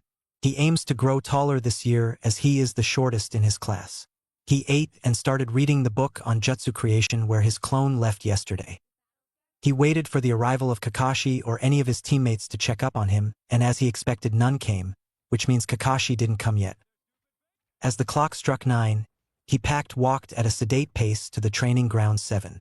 He reached after 20 minutes of walking and saw 2 angry teammates. Sakura was walking angrily while Sasuke looked ready to explode. Naruto brought some exploding tags and flash tags with him from the Uzumaki estate weaponry to test. He is going to try them on Kakashi. Kakashi is going to be his guinea pig for this test. He saw his 2 teammates staring murderously at him, much less in the case of Sasuke. "Hello, how are you doing?" he asked cheerfully. Sakura got tick marks and Sasuke's hand twitched as it reached to his kunai pouch. "You are late. You idiot!" Sakura screamed. He felt as if his eardrums broke, but he got his senses back after a second back and took earplugs out of his ears. "Well, they are useful, and no, I'm not late, Sakura," Naruto told her, the cheeriness in his tone decreasing. He bought earplugs for this purpose. He knew she is going to shout at him. Sasuke was nearly 20 feet away and is sitting in a tree, so he escaped the full brunt of it, while Naruto is just 15 feet away from her. Sakura tried to hit Naruto, unsatisfied with his escape from her shout. But Naruto is not going to take everything she does laying down and step aside. Sakura lost momentum and fell. "I think you should see where you are going, Sakura," he said, and made no effort to lift her. She stood up with a shocked expression but came out of her stupor quickly. "How are you not late?" she asked impatiently. "It's simple, really. Sensei didn't come yet. I came before him. If he can come whenever he wants while telling us to come early, why should I? I thought both of you are smart enough to understand that." "Again, considering the circumstances, it doesn't look like it," Naruto explained. Both Sakura and Sasuke had the expression of a deer caught in headlights. Their mouths were agape, looking at Naruto like he was an alien. Sasuke quickly recovered and came with a counter. "We came early to discuss the strategy, Dobe, and you are late," he said in the Uchiha superiority tone. This irked Naruto. After awakening his Sharingan, he can't take people talking to him as if they were superior to him, unlike his dumb counterpart who doesn't even care about the tone or body language. "Well then, tell me what you are strategizing about. Tell me the plan and I'll add my input," Naruto countered, and that shut the Uchiha's mouth up. Naruto smirked. "Nothing? Then let me tell you the strategy. Konoha is famous for her teamwork, which is promoted in her shinobi forces. I think the test that Scarecrow is going to give us is something relating to teamwork. So if we work together, we'll definitely make a good impression," Naruto said with confidence and got the feeling of being stared at like an alien. "Who are you? What have you done to Naruto?" Sakura screamed, pointing an accusatory finger at Naruto. According to her, this person in front of her is not Naruto. Maybe Sasuke-kun changed himself into Naruto to give him a chance, she thought, and inner Sakura agreed by screaming Shinaro. Sasuke was also taken aback by this level of intelligence. He just shrugged. He doesn't care whatever they think. "They are going to drag me down. I just want to complete this and go train. I must kill him," he concluded and nodded his at Naruto, and seeing Sasuke nod, Sakura reluctantly nodded. Another half an hour has passed when Kakashi came in a puff of smoke. "Yo!" he greeted them cheerfully. Sakura usually screamed that he is late, and he gave the excuse of a black cat, and they settled in. "Are you ready for the survival exercise?" he asked, and all nodded. He took out 2 bells from his pocket. "Your task is simple. You should take these bells from me," he said, and they stared at the 2 bells, and Naruto questioned the obvious. "But sensei, there are only 2 bells and 3 of us." "Correct, my blonde student. That is the test here. Only 2 of you will pass this test, and the one left will be sent back to the academy," he said with an eye smile, and he got the expected shock from his 3 cute students. "And oh, I forgot to tell. These tests have a 66% fail rate. That means out of 9 teams that graduated from the academy, only 3 teams will pass and 1 of you will be sent back to the academy either way. You have until noon to take these, and the person who gets the bell eats," Kakashi said, pulling out a clock and putting it on a rock and 2 lunch boxes with it. "Don't forget to come at me with the intent to kill. Begin," he said, and vanished. 3 of them dispersed in different directions. They know at least the basics," thought Kakashi as he took his favorite book and started reading, giggling perversely. Naruto played things through his head and found his theory to be correct. 3 genin, how hard they try, cannot take a bell from a jounin. So he is testing our teamwork. Naruto smirked internally at his perfect analysis. He made a clone and sent it to distract Kakashi while he went to find his teammates. Activating Sharingan as he already had his contacts on, he saw a chakra signature in the bushes and went there while his clone distracted Kakashi. "Well, we have an early participant," said Kakashi, and started defending himself. He was reading his book while defending against all the punches, kicks, and other basic taijutsu moves he is making. "He is doing good," thought Kakashi, still reading his book, while the real Naruto reached Sasuke. "Hey Sasuke, down here," he called as he was lying on the ground below the bushes for cover. "Naruto, what are you doing here? Aren't you fighting Kakashi?" Sasuke asked, confused. "Yeah, that's a clone. I figured it out. As I told you, this is about our teamwork. Think Sasuke. 3 genin who are fresh out of the academy cannot defeat an experienced jounin like Kakashi-sensei. So we should work together and impress him to pass us," he said. Though Sasuke got angry that he, the Uchiha elite, couldn't figure it out, he didn't give it much thought as he has more important things than this team and agreed to join the blonde. "We'll find Sakura and fight together and complete this stupid test," he said, and Sasuke followed the intelligent blonde. He never thought a day that makes him follow the blonde of all people will come. Upon reaching the pink-haired girl, Naruto nudged Sasuke to explain things as she doesn't listen to him. Sakura agreed, thinking that her precious Sasuke-kun was genius, and they formed a strategy. "So what we do is attack as a team. No matter what he says, don't fall for him. We can pass this only if we do this as a team," Naruto explained confidently and got nods of acknowledgments from his teammates. Though Sakura admired Sasuke's cool demeanor, she heard what the blonde said and agreed with it, as her Sasuke-kun agreed as well. Naruto was keenly observing Kakashi's every moment with his Sharingan, searching for weaknesses. He saw Sasuke charging with a few of his clones and doing some hand signs, and the clone dispelled, relaying everything it learned to the original. Katan, Gokakyu no Jutsu, Fire Style, Fireball Jutsu. Futon, Daitapa, Wind Style, Great Breakthrough. Shouted Sasuke and Naruto simultaneously. A large fireball fueled by a strong gust of wind mixed and ended up increasing the speed and intensity of the flames of the fireball as it sped towards a surprised Kakashi, who quickly performed his own set of hand signs. Suetun, Suryuden no Jutsu, Water Style, Water Dragon Projectile Jutsu. A big water dragon rose from a nearby pond and clashed with the large wind-fueled fireball, and steam rose from the clash, blinding everyone with mist. Futon, Daitapa, Wind Style, Great Breakthrough, said Naruto, and cleared the mist with another gust of wind. Everyone except Kakashi regained their vision. Kakashi was near Sakura performing hand signs. Naruto saw the change in her chakra and knew it to be some kind of genjutsu as she screamed. He went to her and released the genjutsu, pushing some of his chakra into her body, disrupting her chakra flow. She regained her consciousness and started looking around frantically. "Sasuke-kun?" she asked in hope. "Sasuke is fine, Sakura. Now pick yourself and proceed with our plan," Naruto assured, and saw her nod. He saw Sasuke being dragged to the ground and went to assist him. He pulled the Uchiha up. He is trickier than I thought, said Naruto and saw the Uchiha nod in agreement. I told Sakura and she went to enact our plan.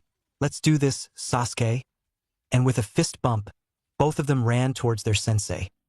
Naruto made 10 clones and all of them with Sasuke jumped into the taijutsu combat with Kakashi. As there are many fighting with him, Kakashi had to abandon his book to not get hurt by the number of attacks sent towards him. They continued until Kakashi's full attention was on them. Sakura jumped towards his belt where the bells were. Kakashi saw this, but couldn't move as he was surrounded by Sasuke and Naruto's clones on all sides. Being a jounin, he was in similar situations a lot and he just performed the kawarimi to escape the deadlock. The bell rang, signifying the end of the time. All right, time's up. You didn't get any bells though, he said, and all his students' mood soured. You, pass, he said with an eye smile. He got 3 surprised looks at that and explained. Though you didn't get any bells, 3 genins, fresh out of the academy, are not a match for a jounin. But you have impressed me with your teamwork. Nice strategies, by the way, Kakashi complimented, and his 3 students smiled at him widely. Even Sasuke gave a small smile. Remember this. Those who break the rules are scum, but those who abandon their comrades are worse than scum. This is the rule I follow. I hope that you will take this to heart, Kakashi said sagely and got 2 nods. You are officially Team 7 now. Meet me at Hokage Tower tomorrow at 8 a.m. sharp, he said and vanished again. Naruto turned to his new teammates with a smile. Seems like we did it, he said cheerfully but didn't get any enthusiasm in reply. Sasuke-kun's strategies are so great, said Sakura in a dreamy tone. Sasuke gave Naruto an appreciative nod before walking with his hands in his pockets. Sakura followed Sasuke as a lost puppy. Naruto simply left the training grounds to eat lunch at Ichiraku's and celebrate his official promotion. Scene break. After celebrating by eating even more miso, ramen than usual, Naruto had a happy meal as Tsuchi and Ayam put the bill on the house. A satisfied Naruto moved to Uzumaki Estate for more practice. He saw his clones practicing and told them to dispel in batches and created 50 new clones. The new clones waited for all the dispelling done to gain the extra knowledge from their predecessors. After everything was settled, Naruto gave them new orders. Boys, we have our work cut out for us. Now, you will divide into batches of 5. Teams 1 to 10. Team 1 will concentrate on seals. Team 2 on ninjutsu. Team 3 on taijutsu. Team 4-5 on shuriken and kunai throwing while on trees and water walking. While Teams 6-7 reads all the C and D jutsu scrolls from the library. Teams 8 and 9 will concentrate on the 2 techniques we have copied, Fireball Jutsu and Water Dragon Projectile Jutsu. Team 10 will follow me to practice Kenjutsu. Is that clear? He asked and everyone nodded. Hi boss. They chorused and Naruto led the Tai group to a small dojo, while the ninjutsu clones went to training grounds. He found multiple training grounds of different sizes on the floor and decided to use them. Though are not as big as the main one, others are at least 100 to 200 meters wide, enough for their practice. He started with the basic stance of the form written in the scroll with his clones following his lead. Scene break. A month later, Naruto's residence. The following month after their official appointment as Team 7 is not a memorable one for Naruto. But he didn't give a damn about the month. After the first day when they did D-rank missions of finding a useless cat named Tora, missing objects, painting fences, etc., Naruto started using his clones. Naruto created a blood clone, the first one he had ever created, and sent in his place, and while his clone took his place in his team, he practiced his taijutsu, ninjutsu, genjutsu, and fuinjutsu in the Uzumaki estate, far away from prying eyes of the village. Naruto started staying in the Uzumaki estate full-time as time passed and slept there at night. His skills skyrocketed because of this. His ninjutsu, which was subpar before, was now on the level of a mid to high chunin. His genjutsu was chunin level as he still had so many to dispel and master. His taijutsu was the deadliest of them all. The Fujinkin has suited him well. The taijutsu style revolves around covering his body in thin wind blades at all times. The user must be precise about any mistake as that may lead to cutting off a part of their own skin. The blades of wind would be circling him as a defense. He always has a thin layer of wind surrounding him which is created by his chakra or can be taken from the atmosphere around him. The taijutsu style has forced Naruto to take his wind elemental control exercises. While the first part of leaf cutting was easy, the second part was not. Naruto had to cut a waterfall, which is nowhere near his B residence. Even if he wants to practice at a nearby one, that draws a lot of attention which Naruto want to avoid. So he went on an unofficial B-rank mission to complete his exercise.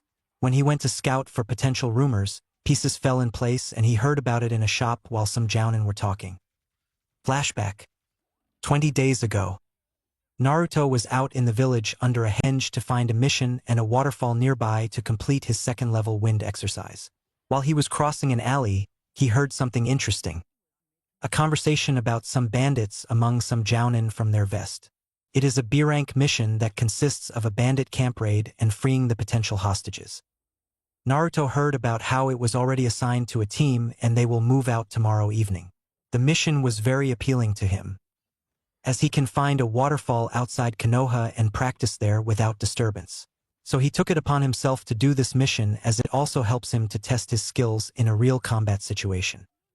Naruto stayed there and noted everything about the mission. The location of the bandit camp, the village which gave it, and so on. The bandit camp was located in a nearby village which is 68 kilometers south of Konoha. The bandits were infamous and said to have raided so many villages and murdered innocent people. If there is one thing which his present and old self would agree, is killing innocent people for no reason. So he had decided to get rid of the scum from the world. Naruto also had another agenda in mind as he learnt an interesting fact about his clan. Luck. The Uzumaki clan's luck is said to be as legendary and as powerful as their skill in Fuinjutsu. He is going to test it on a few gambling centers in the town after completing his self-appointed mission other than practicing the second stage of wind element control and getting rid of bandits. That is also another reason why Naruto has decided to go out during midnight, as the chances of being detected or seen were very low. He is already out of the village in the Uzumaki estate and he had a blood clone in his apartment and a few in reserve in a scroll in the clone's pouch. He moved silently, merging in the shadows of the night and made to the nearest village to the camp after 2 hours of traveling. He created around 20 clones and spread them across the forest to search for the bandit camp. One of the clones found a camp nearly 7 kilometers to the northwest.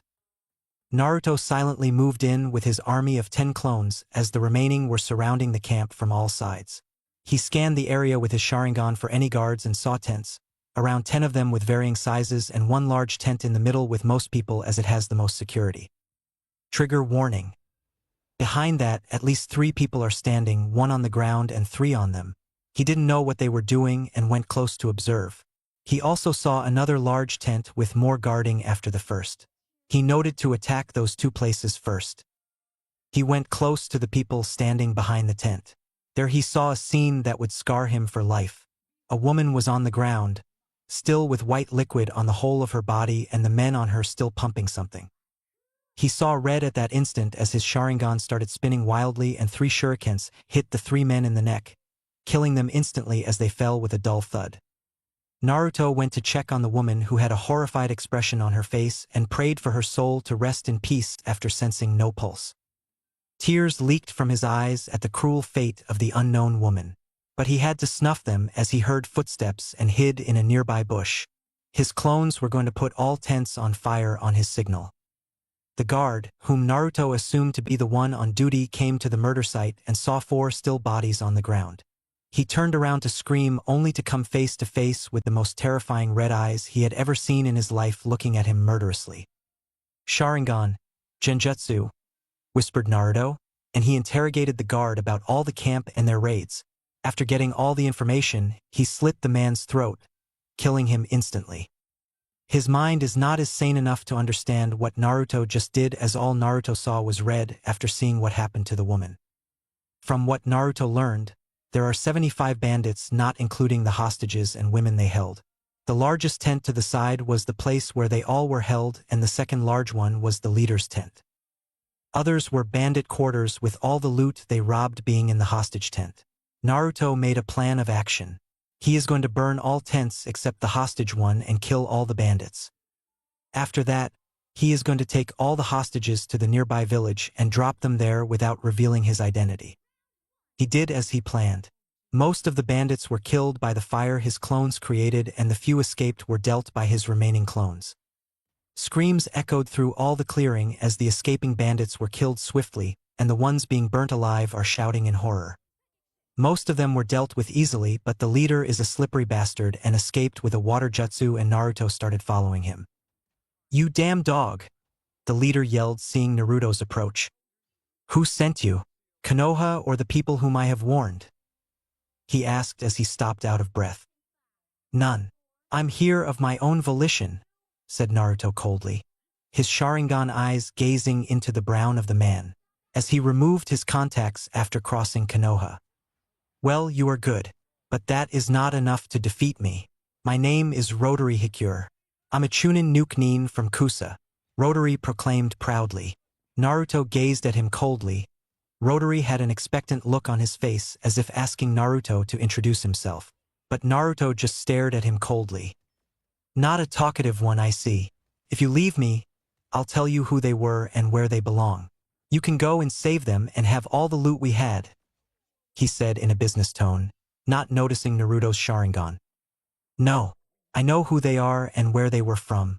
I'm here to kill you, and that's what I'll do," Naruto said. Rotary lately noticed the blood-red eyes with 2 and 3 black tomos spinning wildly in them. He felt fear of death for the first time in his life. He wanted to be anywhere but here.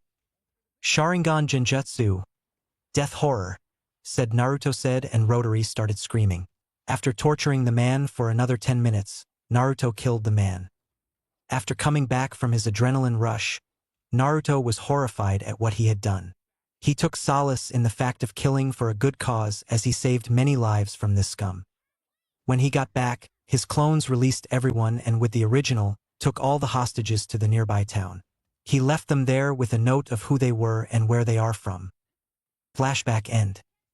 It took Naruto a few days to recover from his first kill trauma, and after that, he went on with other things he had in mind, and that trip turned out to be a great success. With a sigh, he moved to his bathroom to do his daily activities and prepare for the day. Their team were exhausted and on the verge of exploding now. Naruto is sure that Sakura and Sasuke are going to throw a temper tantrum and get them a higher-ranked mission today. He can sense it. Naruto came from his bath and saw the pile of scrolls he had won from all the gambling centers. Flashback start. After dropping all the people in a nearby town, Naruto ventured to a famous gambling town nearby. He heard about this town from some people and decided to check in it. Naruto reached the town proper in 2 hours and took a room in an inn from the money he took from the loot he took from the bandits' raid as his mission payment, and then some. The village is filled with medium to large-scale gambling shops, which started with few thousand Ryo and moved to millions of Ryo in one sitting. He picked up the money pouch, which had 150,000 Ryo in it, and entered a medium-scale one. Naruto changed his facial features to that of a mid-teenager to look a bit older and hid his headband for fun. He entered in only to be stopped by the outside guards. "Children are not allowed in," said one of the 2 large men. He raised an eyebrow and pointed to his headband, and their eyes widened in realization. "We apologize, Shinobi-san. You can enter," the other said, and he went in. He saw many mats with groups of people and large sums they are playing on display. He saw the lowest one was at 10,000 Ryo and sat in that group. The person who was rolling the dice raised an eyebrow, but after seeing his headband, he just shrugged off. A large man came out of the group and sat beside him. "The rules are simple, gentlemen. You will call Cho or Han, and the winner gets the total amount. Are rules clear to you?" he asked, and both of them nodded. He showed the dice to both of them and shuffled it so many times. Before the elder man could call, Naruto called, "Cho!" And it was even. He won the round. He won that table to its cap of 50,000 Ryo and went to the next table. This table had a limit of 50,000 to 250,000 Ryo cap. He started and observed the dice being manipulated by the assistant, but Naruto won. He shuffled it again, but Naruto won again. He reached the cap quickly and moved to the last and final table, which has a cap of 1 million Ryo. He played and observed the assistant officially manipulate the dice using a needle, but to test his luck, Naruto moved forward and his luck proved legendary. He won all games and won 1 million Rio. He played for 10 times straight and won 10 million Rio and some extra from his previous tables. He took all the moved and sealed them in the scrolls and tried to move out. The management was not happy with him and sent some thugs to bring back the money, and he showed them the hard way that they shouldn't mess with shinobi. He brought his winnings to his room and sealed them in his storage seals and bought a map to find a waterfall. After finding one nearby, he went on to his endeavor. He observed the flow and strength of the flow, and after being satisfied and making sure anyone were near around, Naruto trained.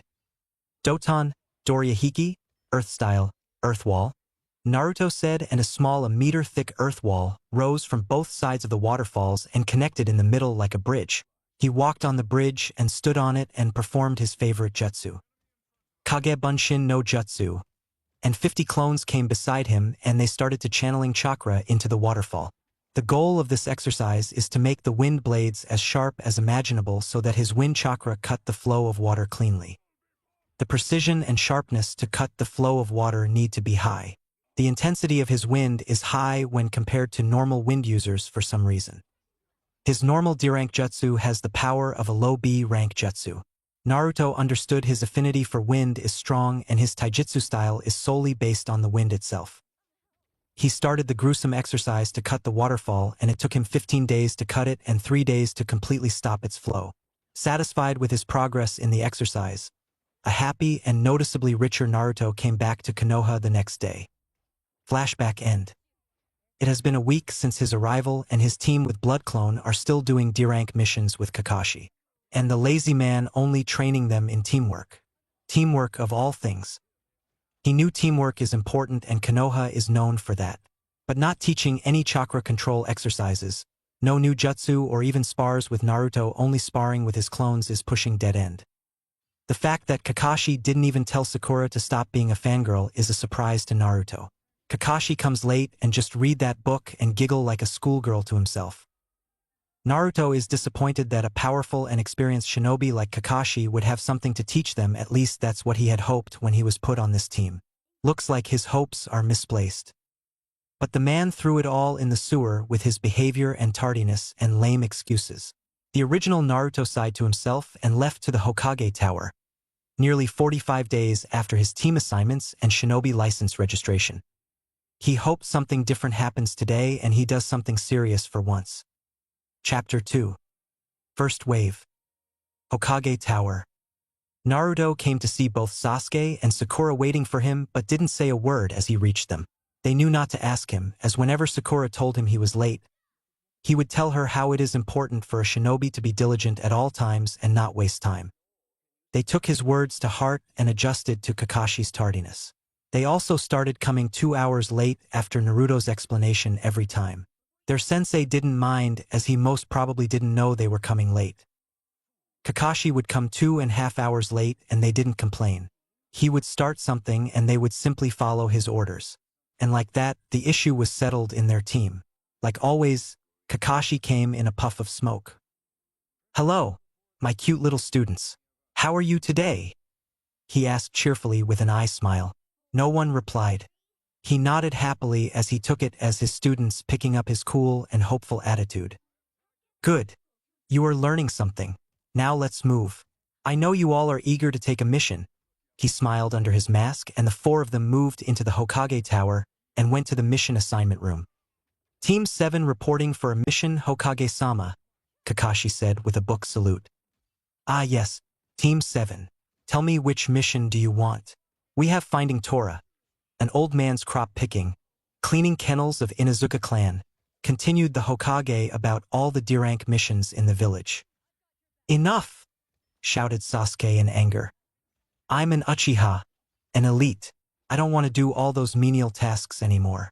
I want a higher-ranked mission," he exclaimed, and everyone looked at him as if he was an alien, but understood his frustration. "Yes, I think we can take a higher-ranked mission. Kakashi-sensei can vouch for that as he trained us well. Don't you think, sensei?" Naruto asked with mirth. If Kakashi says no, then that means he agreed that he didn't train them, and if he says yes, even then the sarcasm in Naruto's tone would be understood by most of the people around. Kakashi opted neither. Yes, of course. Hokage-sama, my team is ready to take a C-rank mission. They are doing great, he said neutrally, and Hokage chuckled and nodded. If you say so, Kakashi. Team 7, your first C-rank mission is to escort a bridge builder named Tazuna to his home country. Wave. You will escort him and will be with him until he finishes his bridge building there, said Hiruzen sternly. Team 7 straightened up when their Hokage started addressing them and nodded with an "hi." The Sandaime nodded and gave a scroll to Kakashi which has the mission details. But Hokage-sama, isn't it early to send them on a C-rank mission? An angry Irika protested. He can't understand why they are doing this. Sending his students, who are fresh out of the academy, as they graduated just 45 days ago, on a C-rank mission is not good. He can't allow this. They need more experience. Don't worry, Irika.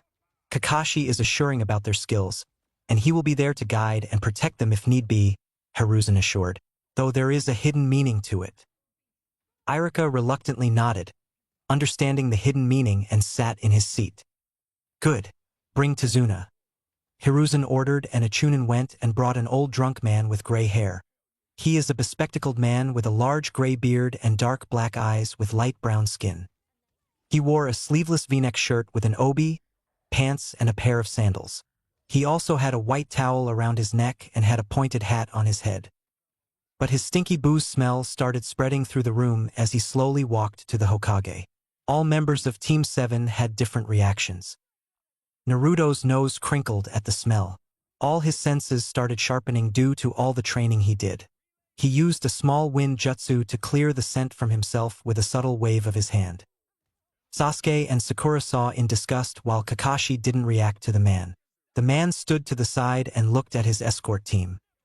Ag, is this the team you have given me to take me back to my home? One is a cyclops, one had duck but hair, a skinny girl thin as the wood I use in a... He stopped and looked at Naruto, who is 5 feet 1 inch, a bit taller than Sasuke with a small outline of muscles, standing to the other side of the team with raised eyebrows. And another kid, he ended, unable to say anything else about Naruto. Naruto smirked at him. Good, he had a brain to think, he thought with a satisfied smile. Tazuna-san, Kakashi is our top jounin and his team is more than capable of fighting a few thugs and escorting you to your home, the Hokage said sternly. Tazuna gulped but nodded as he couldn't say anything more. The Hokage is correct in assuming Team 7 is enough, as that is what was required according to the mission Tazuna requested. But Tazuna knew better. He knew that Team 7 will be enough even with the Cyclops helping them. But he didn't dare speak. We will take our leave, Hokage-sama, Kakashi asked. Team 7, good luck on your first C-rank job. Dismissed, wished Hiruzen, dismissing them to prepare. Okay, team, meet me at North Gate in 2 hours. Pack all the supplies with clothes for 15 days and other equipment you need. Disperse, Kakashi said, and all of them went back to their residence to pack. Scene break. For hours later, North Gate, Konoha. As Tazuna was waiting at the North Gate, he saw the duck but boy and Pinky girl walking towards him 4 hours after their last meeting. They are 2 hours late. He didn't talk with them about why they were late or anything as he was nervous. He didn't tell everything to the Hokage about the mission, but he at least thought he would be given some adults. Instead of seeing it as a dangerous mission, the Hokage took it as just a C-rank mission and gave him Cyclops and a bunch of children. The 2 brats didn't talk to him. They just stood there as if knowing what was going to happen. He waited for another 45 minutes when the blonde kid came with a cheery smile but didn't greet anyone. They just nodded to each other. After 15 more minutes of waiting, the Cyclops came in a puff of smoke. Yo, did you pack for your first mission outside the village? He asked with an eye smile. Hi, Sensei. All the children nodded. Let me check. Show me your supplies, Kakashi asked, and all of them showed their supplies. After thorough checking and assuring that everyone had sleeping bags, protein bars, chakra exhaustion pills, blood pills, food pills, 3 sets of shuriken, 3 sets of kunai and necessary clothes for 15 days, Kakashi approved and checked them out of the village with the gate guards, and they left Konoha. The gate guards greeted them with a successful mission before stamping their exit paper. It's the first time for Sasuke and Sakura and the second time for Naruto. Kakashi and Tazuna had more experience in the outside world than their genin. The journey was boring, to say the least. Team 7 with Tazuna were in a loose diamond formation, with Kakashi at the front, Sakura on the sides and Naruto on the rear. Kakashi, as usual, is studying his porn book and giggling occasionally. Naruto didn't find it interesting but read all the books for the sake of knowledge anyway. The female anatomy was described very detailed in those books and he read it as a part of training. But after reading those books, his raging hormones demanded a girlfriend effective immediately, but with the help of his ironclad will of the Uzumaki clan, Naruto suppressed the desire with no mercy. He had to admit it was a mistake. He doesn't want to have any girl in his class to be his girlfriend as he saw firsthand how fangirlish they were. So he is waiting for a strong kunoichi to be his one true girlfriend. Though the idea of having a girlfriend eluded him, Naruto stood strong and decided to wait as he have many things on his hands now. Keeping his urges aside, he is currently reading the book on Intermediary Seals Volume 9. There are 15 volumes for intermediate level sealing and he took it upon himself to complete them during this trip.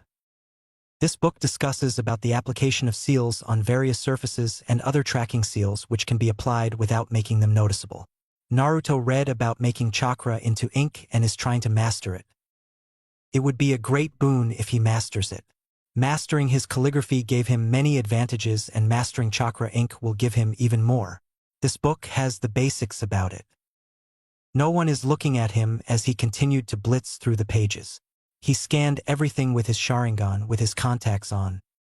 But when he looked at others, Naruto saw something under Kakashi's headband which has a constant chakra flow into it. Naruto got curious but didn't ask. He is going to keep an eye on it. Sharingan has become his go-to tool when it comes to reading something or learning a new jutsu as it gives him a greater advantage in learning it fast. Naruto made sure to not overly rely on it completely. He heard about not keeping all your eggs in the same basket. So he also trained in his senses and detection skills with clones. Sharingan is a useful tool and he is going to use it as a tool. Naruto found a seal that can completely absorb the chakra within a target and tweaked it a bit and used it to seal his eyes to sharpen his other senses. He also kept a few of those seals in his spare. One chakra absorption seal can absorb or hold up to 3 times the amount of chakra he had. It's quite a sum considering his very large reserves. He didn't use them till now as he never ran out of chakra. He stored all this chakra when he was sleeping or practicing taijutsu and had amassed quite a few of them and had a couple on him while the rest were in Uzumaki estate.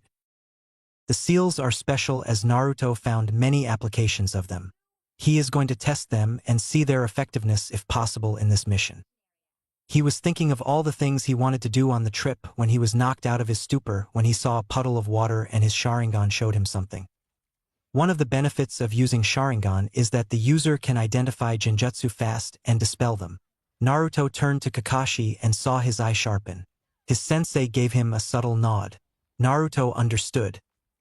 Kakashi is not going to interfere and they should fend off the idiots who chose to hide in a puddle on a bright sunny day. As they walked past the puddle, the plan was enacted. The 2 figures attacked Kakashi and Naruto saw the man substitute himself. 1 down, 3 to go, told one of them to the other. Sakura screamed in horror when she saw Kakashi being killed. Naruto saw both enemies charging towards them. He and Sasuke jumped in their way. They separated to deal with them one-on-one and Sasuke pulled out a kunai and began to fight one of the men. While Naruto simply took out a kunai and threw at the one coming towards him with wind chakra coating, and it pierced through his chain and his arms fell to the sides as nothing is holding them together.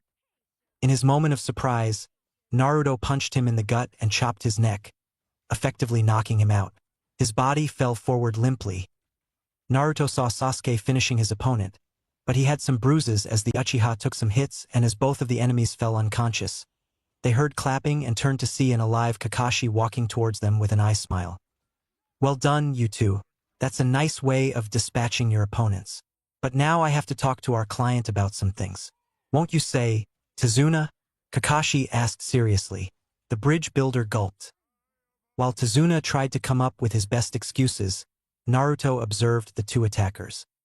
One of the 2 had shoulder length, wild dark brown hair and dark eyes. He wore a rebreather that covers the lower half of his face and a large, clawed, poisonous gauntlet on his right arm which had a broken chain coming out of it. He wore a camouflage suit with bandages around his waist, dark-colored, knee-length sandals and a ragged black cape. His Kirigakure forehead protector had a single horn on it, while the had shoulder-length, wild dark brown hair and dark eyes. He also wore a rebreather and had a similar unbroken gauntlet on his other hand. He wore a camouflage suit with bandages around his waist, dark-colored, knee-length sandals and several pouches around his waist. His Kirigakure forehead protector had 2 horns on it. Naruto assumed the two to be brothers from their similar attire and headband while Tazuna completed his explanation. So, let me make this straight. You have people trying to kill you, and despite knowing that, you asked for a C-rank mission and expected Konoha to send Chunin and Jounin with you for a normal protection detail. Even after knowing that we were assigned to you, you just stood there, not objecting or saying a word, and ended up not only putting yours but also our lives in danger. Kakashi asked seriously, and Tazuna reluctantly nodded. You should have told Gigi about your situation and he would have helped you. Now see what you have done. You nearly killed 2 innocent lives because of your carelessness. Is there anything more you left? Naruto asked as Kakashi silently observed. I guess moving forward, the people Gato will send will only be more skilled, Tazuna sighed. Wait, Naruto. You said 2 lives are in danger when we are 3 here, not including Sensei. Are you implying you are not in danger? Sakura asked, using her brain and catching up on the small detail he said in his tirade. Yes, didn't you see how I defended myself? Are you still doubting my capabilities as a shinobi, Sakura? Naruto replied calmly. She recalled all the events from the formation of Team 7 and her eyes widened in surprise. From their first mission as a team, Naruto showed he is skilled by either suggesting better ideas or doing smart work, and also showed his progress in his work by using occasional futonjutsu in their spars against Sasuke. She nodded dumbly. Sasuke's eyes narrowed at Naruto. He should have observed the doe better. Even he didn't notice the change till now. Now, tell me what to do. Cyclope-sensei, what do you suggest? Naruto asked. Well, my cute little blonde. I say we interrogate them for any information and then decide. I know them. They are Gozu and Mizu, B-rank Nukenin from Kirigakure. If I guess correctly, then we have an A-rank Nukenin waiting for us. Let's see, Kakashi said, and used a basic interrogation method to extract the information and sent a messenger bird to Konoha about the situation and to pick the tied-up brothers. Okay, so we have an A-rank Nukenin waiting for us. This increased the mission level from C to A. Tell me, do you want to continue or return to Konoha? Kakashi asked sternly, all his tardiness and laziness gone, acting like a sensei he is. Tazuna pleaded to come to Nami and their situation in more detail and argued they didn't have time to go back to Konoha and return as time is of the essence. His pleas worked as Naruto and Sasuke agreed, and Sakura followed Sasuke's lead and agreed, and they set forward to Nami knowing that an A-rank Nukenin awaits them. As they moved, with their senses and eyes on high alert, they came across the sea separating Nami from the mainland, and an accomplice of Tazuna rowed them silently to the other side under the disguise of mist and evening mist. Team 7 with Tazuna landed on the shore and moved inwards. Naruto saw movement in the corner of his eyes when Kakashi shouted, "Duck!" pulling Tazuna with him. They all ducked as a large cleaver went past them at the place where their heads would be and stuck to a tree. A man landed on the large sword, standing on it as if it is a springboard. He was a tall and noticeably muscular man with light grayish skin, short spiky black hair, dark brown eyes, and small eyebrows. He was wearing bandages like a mask over the bottom half of his face and had a relatively narrow jawline and jagged teeth. He wore his forehead protector sideways on his head, identifying him from Kirigakure, and the slash across it explains that he is no longer allied to that village. A Nukenin. He is shirtless, with his chest only covered by a belt to which he attached his Kubikirabocho, executioner's blade, wearing baggy pants with the striped pattern typical of Kirigakure and mimetic wrist warmers extending up to his elbows, with matching leg warmers. He stood on it as if he is standing on the ground and pulled out the sword, putting it on his shoulder. If it isn't Kakashi Hatake, the copy ninja. No wonder the demon brothers failed. What's this? A bunch of brats trying to play ninja, he mocked. Pressure started to build up in the area, leaking out of the man. Naruto saw his teammates freeze in fear and shock. He knew it won't be long for him to get affected. He read about this and tried to project his own from the books in the Uzumaki library. He understood one thing from the books. Killing intent affects everyone, but the people with either experience or if the user has more potent chakra than the person who is projecting, then that won't affect them. How he didn't know yet. That's why he tried the best way he thought. In this scenario, Naruto is the latter case. Though he cannot escape its complete effects, he is not affected as much as Sakura and Sasuke, who pulled kunai out to hurt themselves to escape the killing intent effects. Kakashi put a hand on Sasuke's hand. "Don't worry, Sasuke. I won't let harm be done to you," he said to Sasuke seriously and pulled out his kunai and projected his killing intent, Ki, slash towards Zabuza. The effect on them lessened a bit on them as Tazuna fainted long ago, unable to handle the blood lust. Momochi Zabuza, the demon of Kiri. A-rank Nuke Nin and is one of the 7 swordsmen of the mist. Kiri no Shinobigatana Shishinin Shu. "What do you want?" Kakashi asked seriously. "Kakashi, leave the old man and go. I assure you, no harm will be done to you or your students," said Zabuza smugly, spinning his cleaver around. "I can't do that as I'm on a mission and I'm also giving you an option, Zabuza. I don't have any qualms with you. Go away now, you may live," Kakashi retorted. "Oh, let's see then," said Zabuza and did a few hand signs. "Suetun, Kirigakure no Jutsu, water style, hidden mist jutsu," he said, and mist started to cover the area. The thickness of the mist started to obscure vision, which made Naruto activated his Sharingan to see more clearly. He saw Kakashi take his headband on his left eye and can see the chakra pathways to the left eye. He was surprised at what he saw. Zabuza started projecting more killing intent and started explaining about all vital organs. Naruto had enough. He did some hand signs and whispered. "Futon, Rapusho, wind style, gale palm," and a gust of wind like a tornado swept across the landscape and took small pockets of mist away. Zabuza is behind Naruto and threw a kunai at him, and he disperses in a puddle of water as Naruto sent the attack in all directions.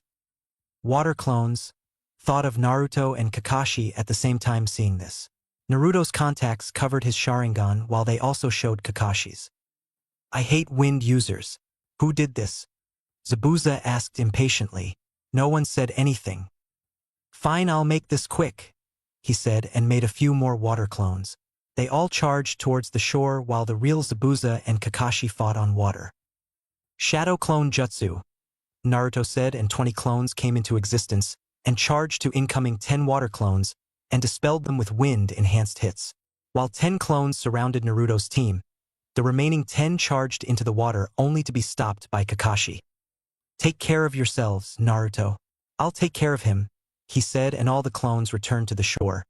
While the original Naruto is watching eagerly with his Sharingan active for all the jutsu that is no doubt going to be thrown around.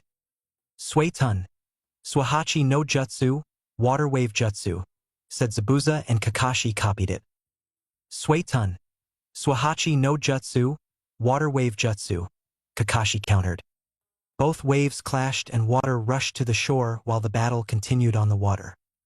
"Suetun, Suryuden no Jutsu, water dragon jutsu." "Suetun, Suryuden no Jutsu, water dragon jutsu." Again, both jutsu clashed and cancelled each other out. Jutsu are thrown around likewise while they are copied and reflected with the same chakra, resulting in both jutsu cancelling each other out. "How is this possible? What are you doing, Kakashi? Are you?" Zabuza started in confusion. "Reading your mind?" Kakashi finished for Zabuza. Zabuza had a horrified look at this, and Kakashi charger with a kunai and pierced Zabuza's left shoulder. Zabuza made a water clone that trapped Kakashi in a water prison due to his close proximity. "Now I'm going to kill the old man. If your brats come in the way, I'll kill them as well. Good riddance. Brats playing ninja," said Zabuza, clutching his left arm as it started bleeding. He tied it up and charged towards the group, only leaving his water clone to keep Kakashi trapped. He made 20 water clones with much effort, and all of them except the water clone, which is holding Kakashi in prison charged towards the rest of Team 7. Naruto's 20 clones are waiting and seeing water clones charge. They took out Mayuri and fought Zabuza in a sword fight. Original Naruto and Zabuza also engaged in a sword fight while Sasuke and Sakura guarded Tazuna.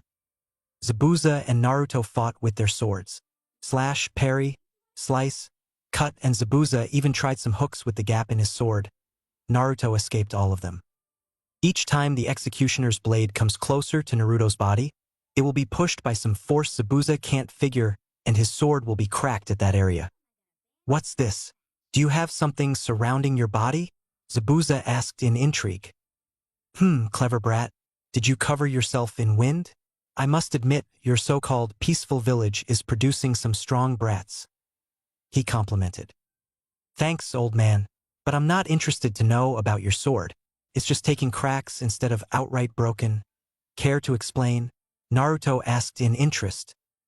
He can see something repair the sword as soon as it is broken or repelled. He wants to apply that to Mayuri if possible. Who doesn't like a self-repairing sword? Nice try, kid. But that would put me in Kiri's most wanted list, Zabuza said with a predatory smirk. As if you are not now, Naruto retorted. Though his Sharingan is advantageous, he can't keep up with Zabuza for long. Then he got an idea. Not bad, brat. You are good with your sword. Let's see what you will do now, Zabuza said hungrily and started making hand signs while holding his sword. Suetun, Suidan no Jutsu, water style, water bullet jutsu. A pressurized water bullets shot towards Naruto and he did his own set of hand signs in reply. Wind style, gale palm, Naruto said and with a clap of his hands. A gust of wind came and easily dispersed the incoming water bullets easily. Zabuza's eyes widened at that. A genin doing a C-rank jutsu multiple times in the same fight is not commonly seen and he had a newfound respect for Naruto now. You are beyond genin, brat. Let's see how you counter this, Zabuza said, but before he can do anything, someone interrupted him. Keton, Gokaku no Jutsu, fire style, great fireball jutsu, yelled Sasuke, fed up with being on the sidelines. He is not going to sit to the side while Naruto fights everything. Zabuza had to jump back to escape the hot fireball coming towards him. Oh, a new brat. I thought of playing with you more, kid. But looks like your luck has run out, he said and rapidly doing hand signs. Suetun, Daibakufu no Jutsu, water style, great waterfall jutsu, he said. A large water wave started to form from the river where Kakashi was stuck into a large wave. The force of this waterfall is great enough to hollow out the ground, washing away everything in the area as it moved towards Naruto and Sasuke. What are you waiting for? Do that fireball jutsu again. Naruto yelled at Sasuke as he started making hand signs, few of his clones joining with them. Fire style, great fireball jutsu, Sasuke called, blitzing through hand signs. Wind style, gale palm, said 3 clones. Wind style, great breakthrough, said the original with 2 clones.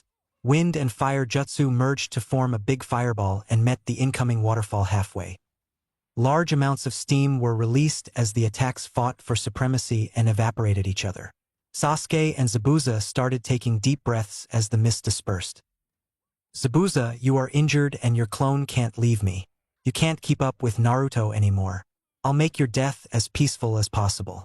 Surrender, said Kakashi from the prison. Naruto's clone is slowly swimming towards the water prison and knowing this, Kakashi started to divert his attention. I won't give up, Kakashi. Do you think this brat can defeat me? I'm holding back to test him. I must admit, I'm impressed with him. But remember, Kakashi, this is not over and I'll kill that old man, Zabuza challenged, pointing his sword towards Tazuna. Bunshin Daibakuha, Greek clone explosion. Naruto whispered and his clone in the water exploded, creating strong ripples that made Zabuza's water clone lose his balance and Kakashi escaped in the lapse of attention. Shit, it seems you are lucky, old man, said Zabuza and threw a smoke bomb and vanished into the winds, not even leaving a blood trail behind from his wound. His water clone dispelled after that and Kakashi sighed in relief, but his exhaustion caught up and he fell face first into the water, drowning. One of Naruto's clones jumped in and brought him up. Thanks, Naruto. Tazuna, Where's your house again? Kakashi asked weakly. A now awake Tazuna replied. It's just a few miles away. Follow me. And they followed him to his home. Tazuna's house. After a long walk, the group finally arrived at Tazuna's house, which is a small 2-story building to the side of the road. Naruto's clones were holding on to Kakashi, while Sakura and Sasuke were walking with the bridge builder. As they arrived, Tazuna knocked on the door. A young lady opened the door to greet them. She was apprehensive to open it, but as soon as Tazuna called out, she opened it in a rush. Father, Tsunami asked in joy, and when Tazuna nodded, she hugged him. I was worried, father, she said, and Tazuna consoled her. These are the shinobi that helped me get here, and they are going to stay with us till I complete my bridge, Tazuna explained, and Tsunami welcomed them with a happy smile. Tsunami was a young woman with fair skin and long blue hair. She wore a short-sleeved pink shirt with the end of the sleeves, and the collar is red, and a long blue skirt.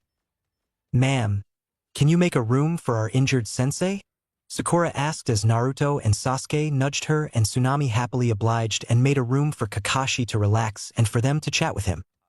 An hour passed while they waited for Kakashi to wake up, and Sasuke finally lost his patience. So Naruto, want to tell us how you know wind-style jutsu and you know kenjutsu? Sasuke asked with an annoyed and angry look. The only people in the room were Team 7 while Kakashi is resting and Tazuna and Tsunami preparing meals for them.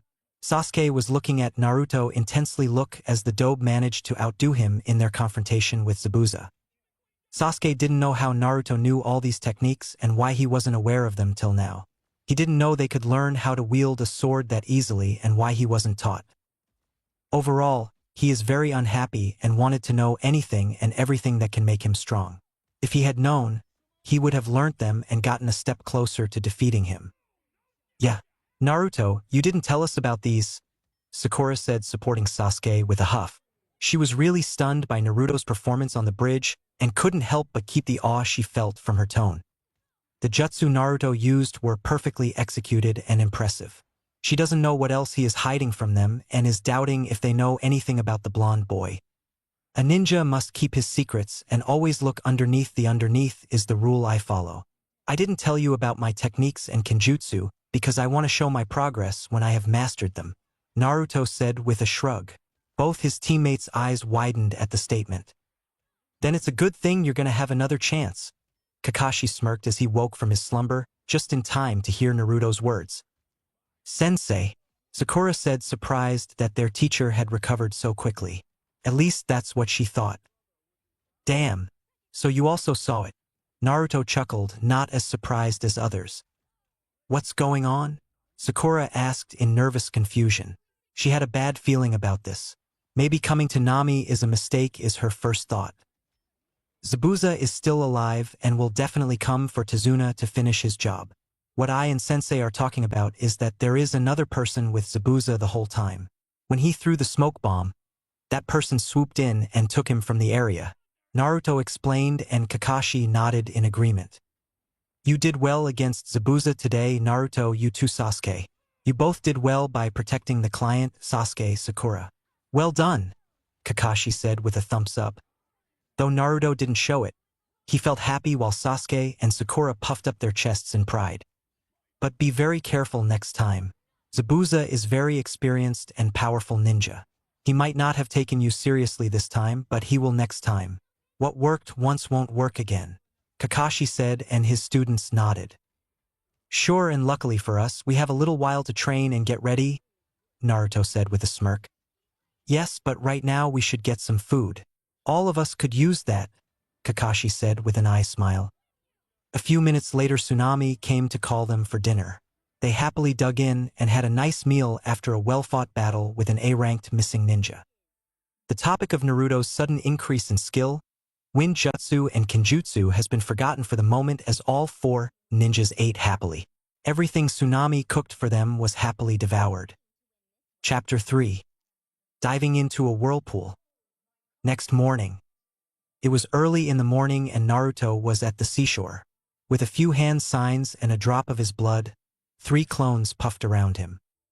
Naruto brought the blood clones he sealed in his scroll here as spare. They all have 10th of his chakra and a couple of chakra absorption seals if needed. They stood calmly, waiting for the original to speak. One of you stay with the team and does as Kakashi says. One of you practice all the jutsu we copied yesterday from Zabuza, and the last one is going to investigate Gato and his activities. If he plans something that may endanger the team, finish him off and don't forget to take all his assets and transfer them to our international bank account. Is that clear? He asked as got a collective hi. He did many things in addition to just train in the month-long absence from his team. After gambling, he understood how easily he can earn money with his legendary luck. So Naruto went to an international bank in the same town and opened a bank account there in addition to his current account in Konoha Bank. International banks have a special privilege of sorts compared to the local banks in each shinobi village. According to some agreement said to have done at the time of the Shodai, international banks are given immunity to shinobi war as essentials are necessary for every nation. This allows trade and other merchant activities to go through smoothly even if a shinobi war is going on, and the fact this promise wasn't breached by any elemental nation during the 3 shinobi wars shows how well the agreement worked. Good, now go. I'm going to our ancestral land, the original said, and all the clones' eyes widened at that but nodded. They all dispersed to their job. Naruto took out a map of the elemental nations and saw Uzushio to the north of Nami. This map is an old one and he found it in the Uzumaki estate. He performed a few hand signs. Futon Tobu, wind style. Jump, said Naruto. Flying always allured him when he saw birds in his childhood. So he vowed to create a cool jutsu to fly one day. To reach that goal, Naruto tried many types to fly. But he can't figure out how to use the wind to that level yet and how to be immune to the change in wind pressure when he goes up. So he settled for a better alternative for now. With wind chakra at the end of his feet, he can jump high into air, so he started using this in conjunction with his surface sticking exercises like tree walking and water walking and created a semi-flying jutsu. He would kick earth hard and shoot up into the air, and with subtle wind manipulation, pushes himself into the direction he wants to go, and the result came in his favor. Next, he tested how far he can be pushed and on his landing. The first time he landed, the place he landed broke because of the wind at his feet and he was half buried in the ground. After achieving landing perfectly as well, Naruto practiced a few more times and is now confident in using jumps to go to Uzushio from Nami with a burst of wind. Naruto shot to the north where Uzushio is located. Scene break. It took Naruto 4 hours to reach Uzushio, but what he saw wrenched his heart. Everything was destroyed, leaving only pillars of stone. There are also faded marks of blood and piles of weapons around. Naruto activated his Sharingan to see any chakra trace in the area. He knew it would be impossible for anything to stand this type of destruction, but against all odds he tried. He can't see any bodies around though. But to his amazement, there are still tracks of chakra flow with so many hidden mechanisms in the village running underground. When looked down at the city structure, he saw a massive labyrinth of chakra activity underground. Naruto couldn't understand how the attackers didn't find out about this, but also he doubted the possibility as his clan proved their intelligence to him with their letter and message in Uzumaki estate. Hidden by destroyed rocks and rubble, there is a hidden small city underground. But before going in, Naruto looked around for any other places where chakra is active. He found a large building in the form of a shrine and made his way there first. It is a large ruined building with most of its structure broken with grass and fungi partying, but the first floor is intact and Naruto entered in without any problem. There were skeletons of dead people surrounding the entrance as if guarding it, and he can see a thin layer of chakra from it. Cautiously, Naruto went in and saw a figure on the main wall of the building. He didn't pay it much mind as a large spiral was engraved in the pillars and ceiling of the building. From what he knew about his clan, every spiral they draw has something hidden in it, and Naruto knew this spiral will be special as well. Naruto saw a large scroll sitting on a cushion with golden endings and red color carvings with various colors going in the middle in the center of the room. To Naruto, it reminded the forbidden scroll of seals. Curious what it was about, Naruto moved closer to inspect. His Sharingan showed him something. The scroll is protected by a large sealing matrix, and Naruto observed various kanji in it. Blood, Uzumaki, death, chakra absorption, electrification seals, etc. They have so many hidden mechanisms that can kill if the party touching doesn't have Uzumaki blood, if he understood it correctly. The scroll can only be opened by an Uzumaki with their blood. If anyone tries to open it, they may suffer chakra exhaustion, chakra poisoning, death in case of people with average or below average chakra reserves, and in some cases chakra ceiling. Naruto knew he has Uzumaki blood, as the Uzumaki estate proved, as it asked for his blood at every step when he first went there. So with confidence, he cut his finger with a kunai. As Naruto spread his blood across the scroll, there was a loud clicking sound and his blood vanished and his wound healed instantly. He sighed in relief, as he didn't die of anything. His self-musings were stopped as the scroll started to emit steam and a small sheet landed in Naruto's hands. There are two scrolls, a small one beside a large one. Naruto took the small one and opened it, and with a bit of his chakra, a hologram or something like that of an old man started playing. He is a wise-looking old man wearing blue battle armor with gray hair and violet eyes, looking at Naruto in pride with his hands clasped. Dear descendants, my name is Ashura Uzumaki. I'm the current head of the Uzumaki clan and leader of Uzushiogakure. I hope you met our prince, and the following should only be read by him. There was another matrix. Naruto silently dropped another blood drop and letters started forming. My dear prince, I hope you are safe and doing well.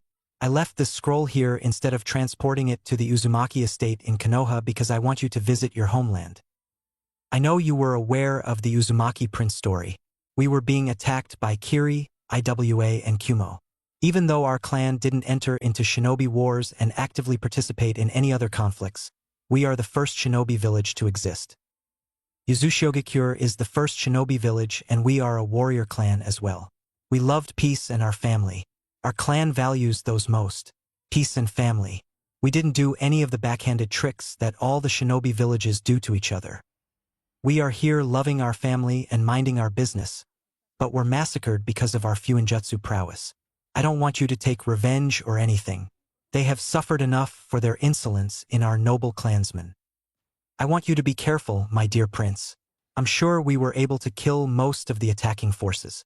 We sent our young children away as they are the future of our village and clan. My dear prince, as your grandfather and the current clan head, I bestow you the Uzumaki clan knowledge. Everything from fuinjutsu to juinjutsu and all the forbidden and secret techniques we created are there in this scroll. I entrust you with the future of the Uzumaki clan and hereby name you the clan head and guardian of the Uzushiogakure. Honor our memory and live a long and happy life. There is a ritual that is going to take place as soon as this is done. Don't worry, it is not dangerous. It is in place to completely transfer the charge to you. I know you didn't have a good childhood, my dear Mago, grandson, but I am glad you are safe. The ritual will also get rid of any growth stunt you have due to factors that could be avoided. It will make your body stronger and will give you full access to our clan's Kekkei Genkai. Take care of yourself, Mago. Remember, the world is not all black and white, and we are shinobi. Our clan is a great reminder of that. If you want peace, you should be ready to fight for it. We thought we could escape the conflicts and wars if we stayed away from them and not participated. We were proven wrong when 3 of the 5 shinobi nations attacked us. Become strong and bring the peace our clan died for. We will always be with you in memory. P.S. The scroll has a picture of our family. It's the only thing I could salvage. With love, Ajiken, Ashura Uzumaki. Naruto felt tears coming from his eyes and saw the Uzumaki symbol beneath him glow a brighter red. His mind went blank after that as the ritual went on. Meanwhile, with blood clones. While the original was on his way to Uzushio, the blood clones fell into their job and did their part perfectly. First, they assigned duties. The first blood clone will go to Team 7, while the second one went to practice the jutsu they copied with some shadow clones, while the last one took on the investigation duty. When the first clone returned, Kakashi was up and everyone was having breakfast. With the excuse of morning exercise, the clone joined them. After their breakfast, Kakashi started their training. Let's start. Does any one of you know about chakra control? Kakashi asked. He has a Naruto clone supporting as he still can't walk. Kakashi thought his clone did their job of carrying him well yesterday and assigned one clone of supporting him. Naruto had to follow and made a clone just to follow the man and what he wants to do. As usual, Sakura puked all her book knowledge and Kakashi smiled. Correct. Now let me show a method to increase your control. This allows you to control your chakra better and use it efficiently, he explained and walked up to a tree with the clone supporting. You need to send chakra to the soles of your feet and walk like this, Kakashi said and walked a few feet on the tree. All of them gave surprised reactions, including Naruto, and Kakashi asked them to practice it till they master it and left. The second blood clone created 100 clones and assigned them a specific jutsu. One squad of 10 clones in addition to this were practicing the genjutsu, which is effectively using the eye of hypnotism part of Sharingan well.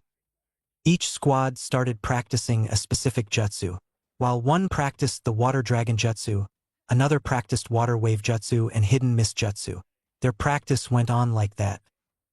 The blood clone didn't stop there. It also instructed another squad to practice the kenjutsu mimicking Zabuza's moments, wielding a shadow clone version of the executioner blade. They chose an unused part of the island for their practice and also secured the perimeter with some proximity seals and noise suppression seals so all their loud practice will not be heard by anyone. The third blood clone is also doing his duty and is currently watching Gato. The short businessman looked disgusting to him with his appearance. He has shaggy brown hair and sports a pair of small, circular black glasses, which doesn't suit him, and wore a black suit with a purple tie, a yellow shirt underneath his coat, and closed-toed shoes. Naruto found the short films collection of Under the Rug dealings going in the Wave Country and what he is actually doing in his short watch a few hours. All Gato's activities didn't amuse the clone a bit, and all he wanted is to bang the short fuck's face repeatedly into a burning oven and kill painfully. But he stuck to his watch duty for now. That evening, somewhere on Nami Island. As the day passed, all the blood clones discussed their progress and plans. They can't contact the original for some reason, and they decided to take things into their hands. Kakashi with Tazuna and I have just returned from the ongoing bridge work. The day went peacefully without any interference from anybody. I think the clone I left is still practicing tree climbing and Sakura already mastered it, the first one said. I practiced the jutsu. They are coming good and found a way to increase the efficiency of clones. I think we can dispel the genjutsu cast on us by Kakashi now, he said proudly. Really? Asked other clones. Yup, we practiced a lot and after multiple tries, I managed to break through 4 clones simultaneously casting. So I think we can escape them, he assured, and all of them jumped in joy. I don't want to dispel the clones now and create a headache to the original. So I didn't dispel them yet. That's good. We don't know how he is and can't contact him either. So better to wait till he asks you to, said the third, and the other 2 nodded and looked at him. The short fuck is so screwed. I'm sure boss will kill him immediately for everything he did. Is it that bad? Yes, it's worse than the unofficial mission, boss went on. You know how it turned out. Yeah, so what do we do? Just wait. Continue your assigned job, and if the boss didn't contact even tomorrow, we can discuss a plan of action then, said the first blood clone, and others nodded and dispersed. Dinner time. Tazuna's house. Not knowing of everything happening in Nami, Team 7 with Tazuna's family are having dinner after a day of full effort. Everything went well for all except Inari, Tazuna's grandson. After hearing all the progress Team 7 is making, he threw a tantrum about the failure of the team's mission and other antagonistic words. Slap. Naruto's clone couldn't take it, slapped Inari. Care to repeat it, brat? He asked with his eyes narrowing at the young boy.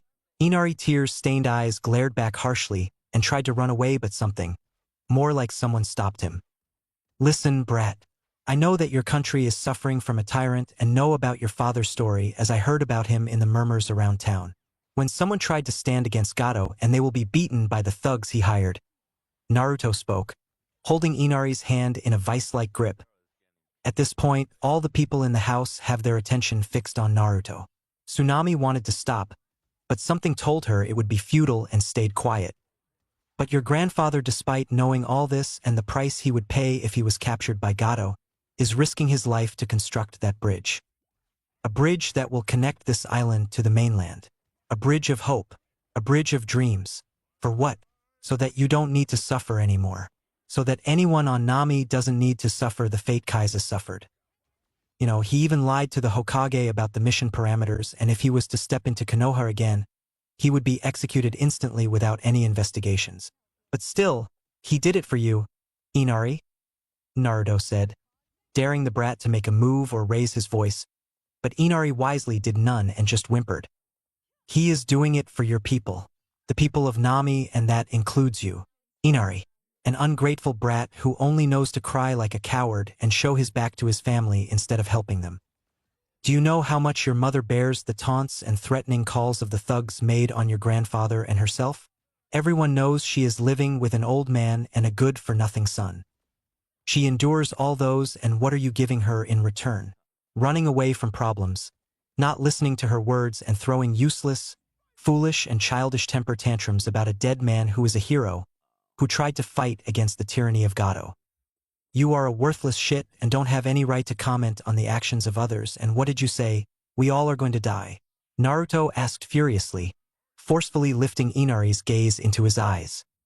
Inari saw flashing a dangerous red for a moment as it disappeared as fast as it appeared and was chilled to the core. We are shinobi. Death and risk is part of the job. We are not afraid of death, and every shinobi dies for their village happily as they love it and protect it till their demise.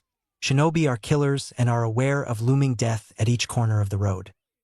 But you are not one of us. You also have a loving grandfather and mother who love you and provide you with everything you need, and you behave like a coward and belittle them for your uselessness, ungrateful brat? If I hear you cry about the loss of your father or don't listen to your mother again, I'll show you true death, Naruto said with rage, and Inari stayed silent. Is that understood? He asked, the crying mess of a child who pissed his pants due to sheer fear. Inari slowly nodded and Naruto took his hand. Good. Now get lost, he growled, and Inari ran to his room instead of going outside. I'm sorry, Tazuna, but your grandson needs a reality check, he said sadly as the old bridge builder nodded sorrowfully. Naruto also apologized to Tsunami and left the house to blow off some steam. Stupid brat and his foolish behavior, he grumbled as he left Tazuna's house, leaving a completely stunned Team 7 with their mouths hitting the ground. Naruto just went out, not even telling Kakashi where he was going. Normally, Kakashi would have objected and asked him where he was going. But the man was in such a state of shock, he didn't notice Naruto leaving. Kakashi didn't see this side of Naruto ever. Even when he was tailing Naruto in his childhood, Naruto was always a kind, cheerful, and hyperactive boy. He knew Mizuki incident as the Hokage briefed him on what happened. But Kakashi didn't expect Naruto to change this much. To slap a cowardly child who always spoke about their shinobi uselessness and saying things to his mother and grandfather is not a good thing to do, yes. He knew Naruto would react, yes, but he thought it would be in a more subdued way. Either by telling Inari of Naruto's own life or his struggles in life. But not like slapping Inari, which even his mother and grandfather didn't dare to do, and saying to his face that he is a cowardly, useless, and ungrateful brat is a new thing. I think I should observe him more carefully. Not that this change is unwelcomed, but to know what extent it is in him, thought Kakashi. He is going to report this to the Hokage after the mission is done.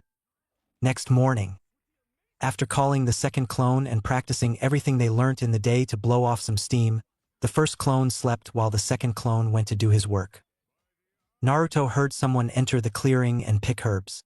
He silently observed what they were picking and knew the herbs the person is picking are used to treat chakra exhaustion and injuries in particular from his knowledge. Naruto knew who was injured like that. According to his estimate, Zabuza might take another 3 to 5 days to heal if the person healing him is an expert. From the herbs this person is picking, he knew they are an expert. He woke up to see a girl? Pick all the herbs silently and fully woke up. Ah, hello? Naruto greeted the person. Hello, Shinobi-san. What you are doing here? She asked in a kind tone. She had long black hair, pale skin and large, dark brown eyes, and a slender frame, and wore a sleeveless pink kimono, with pale red edges and decorated with small plum-colored swirls, that went to her ankles. Around her waist was a simple white obi tied in a bow, and she wore a pair of light brown sandals with dark straps. She also wore a dark-colored choker around her neck. She is definitely gorgeous. Training. I pushed it too far last night, Naruto said sheepishly. Are you going to be all right? She asked in concern. Of course, don't worry. What are you collecting? Some herbs for my injured parent. What happened to them? They slipped and fell. They're badly injured, she explained with a sad look. What an actor, Naruto thought. Why is he dumb? He is smarter than this in his fight with Zabuza-sama, Haku thought. Where are my manners? My name is Naruto, Naruto said, extending his hand. Haku, Haku said, extending her hand. Oh, I'm a boy, Haku said with a sweet smile. What? Naruto yelled in surprise. Chapter 4. Parents' Love. In Yuzushio, Naruto didn't know what happened, and as his memories settled in, he caught up with everything that happened and frantically looked around to see his grandfather. But he is nowhere to be found. He knew his grandfather told him that the ritual would fix some things and it was not harmful. But seeing the unfamiliar surroundings, Naruto was confused. It's like a beach with its sides having bluish-greenish water. Though Naruto can't see any sun, the area is bright with everything clearly visible to him. As he walked deeper, he saw a big cage with large iron bars with the kanji for seal on it on a sealing paper. Naruto deduced where he is. He is in his seal and in front of the Kyuubi's cage. He got curious about his seal, but as he couldn't understand what it was other than some minor details, he chose not to experiment with it. He saw glowing red eyes stare back at him from within the cage.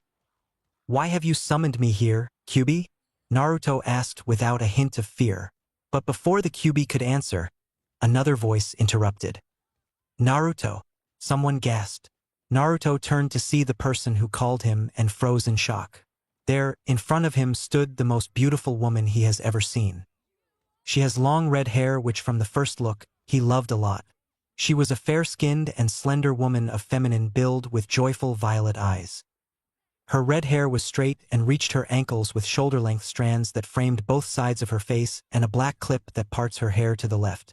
She wore a white high-collared, sleeveless blouse under a long, loose-fitting green dress with a wristband on her left wrist and standard shinobi sandals. He knew this woman. His heart thumped faster. He just saw her photo recently after all. Ka-chan. Naruto whispered and felt being hugged.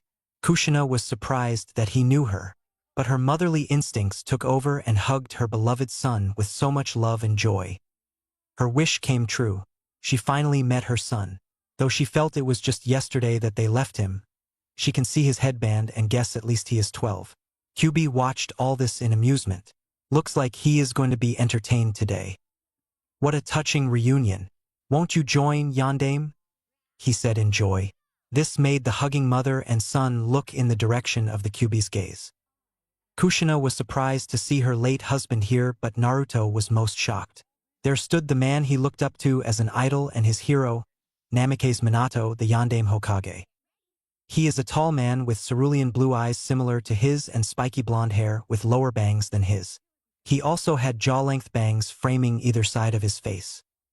He wore a blue Konoha uniform with 2 bands on both of his sleeves, a jounin flak jacket, a blue forehead protector, blue sandals and a short-sleeved long white haori over his attire, closed in the front by a thin orange rope. The haori was decorated by red flame-like motifs on the edges, with the kanji for Fourth Fire Shadow, Yandame Hokage, written vertically down the back connected by small dots.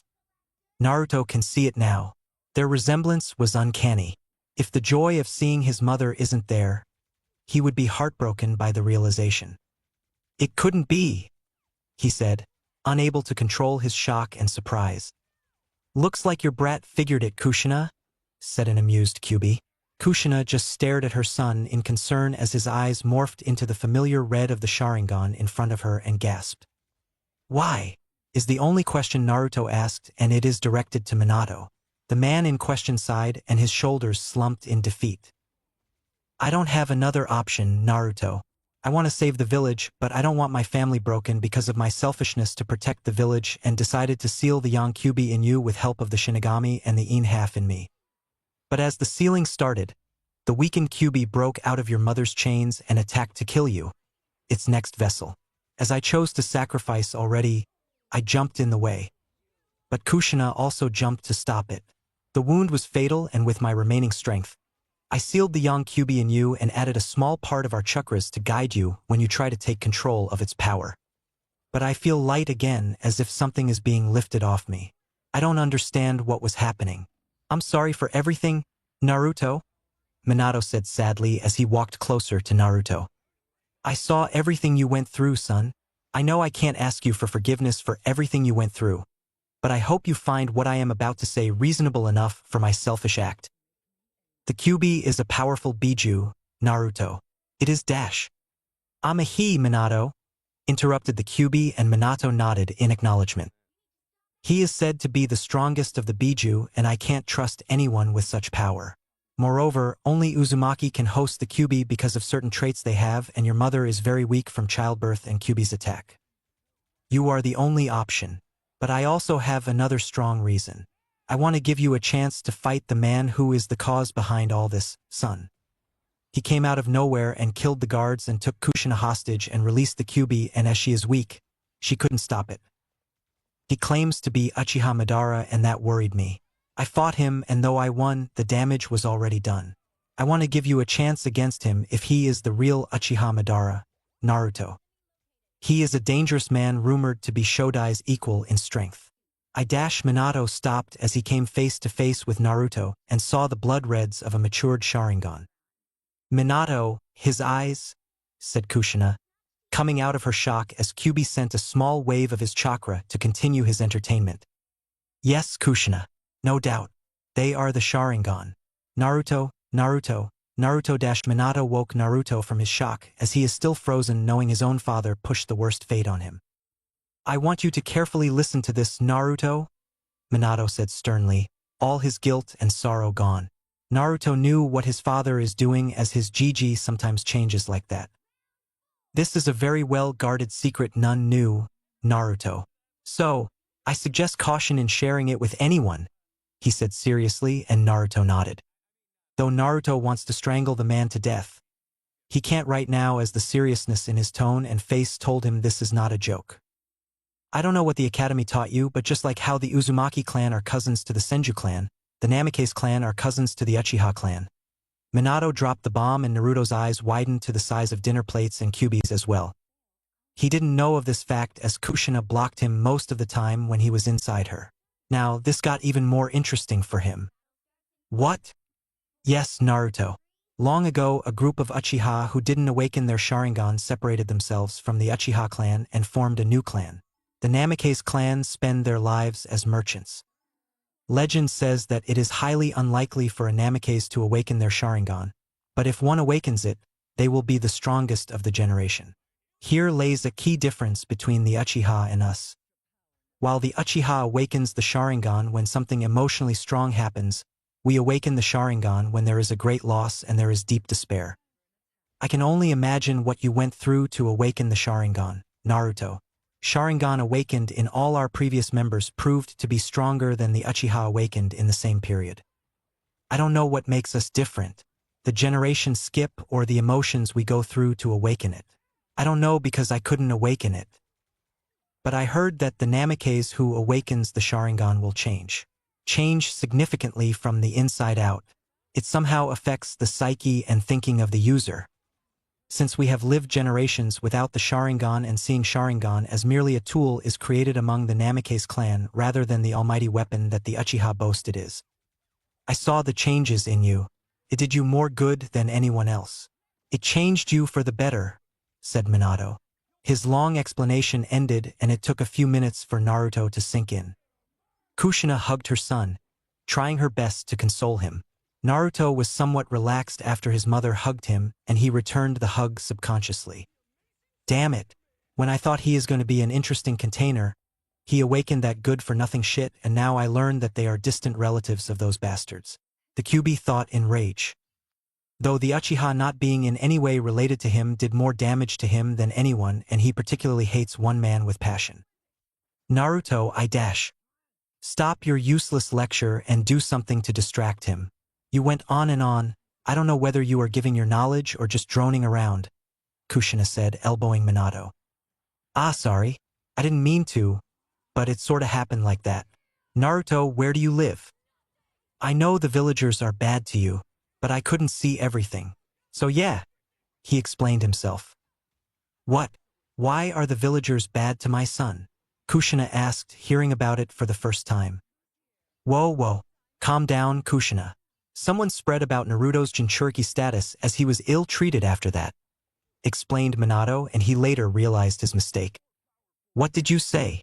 She asked in a dangerously sweet tone as her hair started to grow and a figure of 10 tails formed. Leave it, Mom.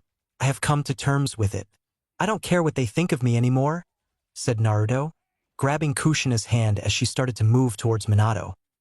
Naruto, I'm Dash. I live in a single-bedroom dingy apartment at the edge of the Shinobi district. It has a bedroom, bathroom, kitchen, and a balcony, but I can see the best part of Konoha from there. I think it was constructed a long time ago, but it is in good condition. Though I would like to have some more comforts like a new bed and furniture, as the ones in it are pretty old and live in a relatively large house. I can manage, Naruto said in a stern tone. But now I found the Uzumaki estate and started living there for the most part. My blood clone replaced me since my graduation, he explained. You can do blood clone? Kushina asked with stars in her eyes. Naruto gave her a thumbs up and made one to show her. I'm a blood clone, Databeo, said the clone with a big grin.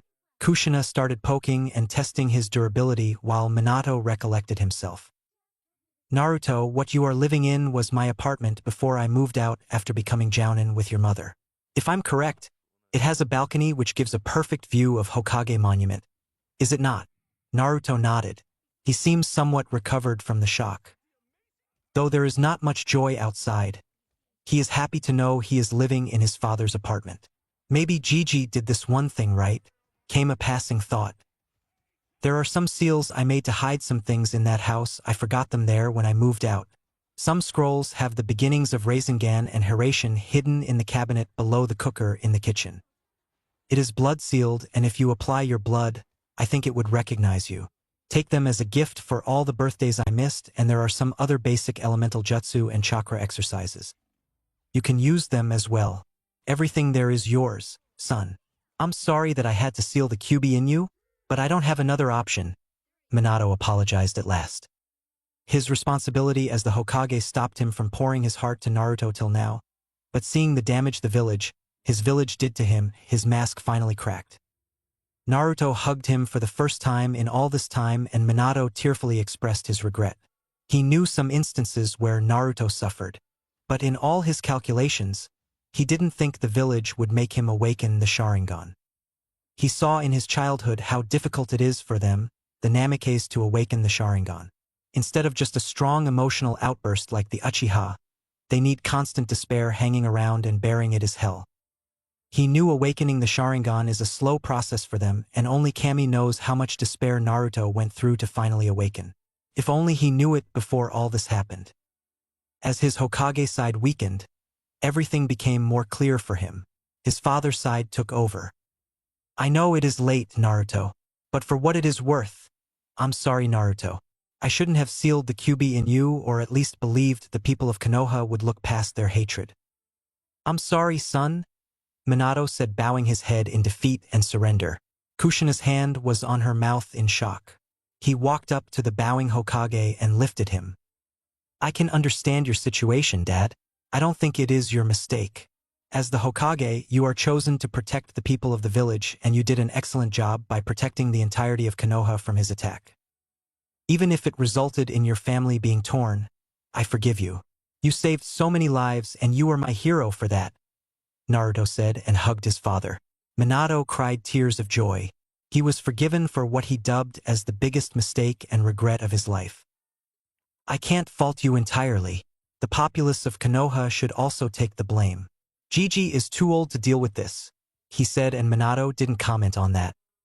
That line reminded him and Kushina of the various promises the old man had made in their dying breath. I won't say they are completely innocent either, though I sealed him in you to save my village and balance of power in 5 great nations. I'm sorry, Naruto. I did what I thought best without listening to your mother's advice and opinion. I'm sorry for that, Kushina, he said as the redhead walked up to them, and both mother and son bonked him and yelled, Baka.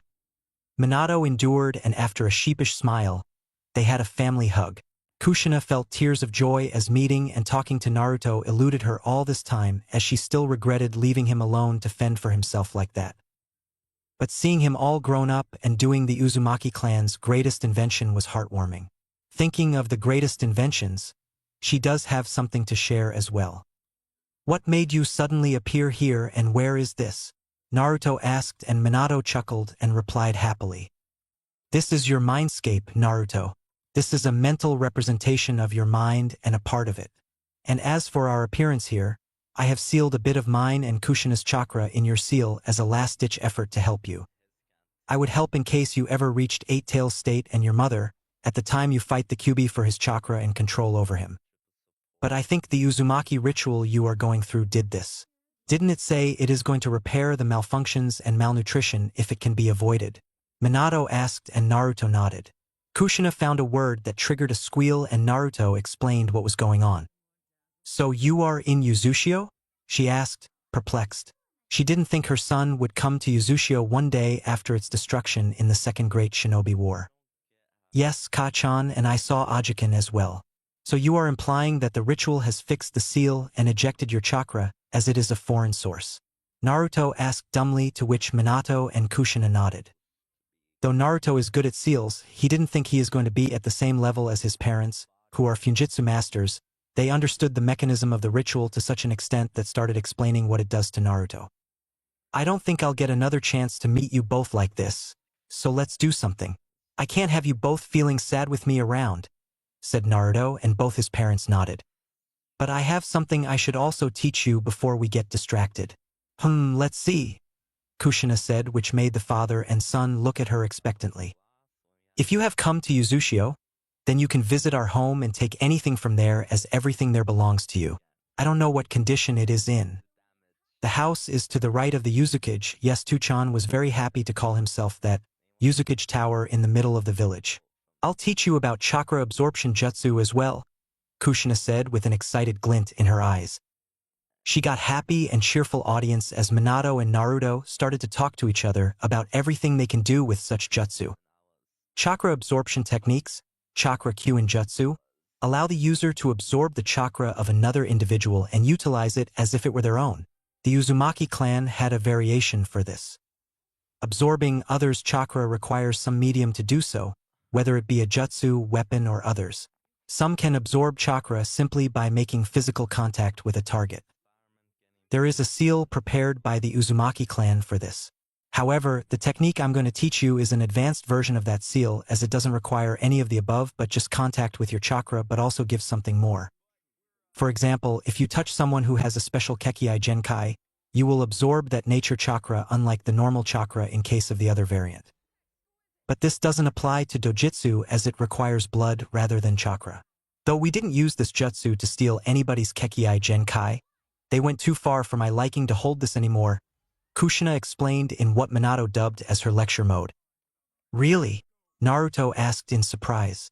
He didn't know that type of jutsu existed, and this might also be another cause for the Uzushio attack. Yes. Now about the seal. The seal to seal one's chakra is common knowledge, and it is made by our clan and is used by most of the elemental nations. But the technique to absorb chakra I'm going to teach you is a technique that is passed down only to the clan head family. Don't teach this to anyone unless they are going to be part of the family, and don't teach the variant I'm teaching you to anyone, as it could be dangerous for them. Is that understood, young man? She asked sternly, and Naruto nodded. Yes, ma'am, he said, and gave her a salute. Kushina nodded in satisfaction at the determination and conviction in Naruto's eyes and taught him the jutsu. If you want to develop it further or didn't understand the concept clearly, there is a scroll in our house. At least it should be there before the attack. Try to find it, she said, and Naruto nodded. After teaching the jutsu, his parents started explaining their life and love story, which is particularly interesting to Naruto.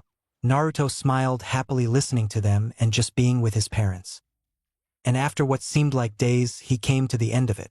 Minato explained about his famous techniques and their usage and the scrolls in the apartment, and his mother showed her adamantine chakra chains, a unique jutsu of the Uzumaki clan. Naruto looked at the golden chains in amazement and wanted to learn about them, But Kushina explained about their natural awakening and couldn't help him. "Well, I'm here to help you control the Kyuubi, you know?" said Kushina as she sat beside Minato. Naruto's head in her lap, ruffling his hair. All of them turned to Kyuubi, who had sweat dropped. Now, Kushina. Don't be like that. I'm here with you, listening to everything like a good adult. Don't you think you are stretching it too far? Nah, I don't know when I'll meet my son again, so I'll help him take control of you now," she said, and chakra chains shot out of her back. Seeing this, Naruto extended his hand to prepare a jutsu, but he heard a metal clanking sound and looked at his neck to see a necklace with a red chain tied with an Uzumaki swirl in the middle around it. "Naruto, that is the mark of the clan head.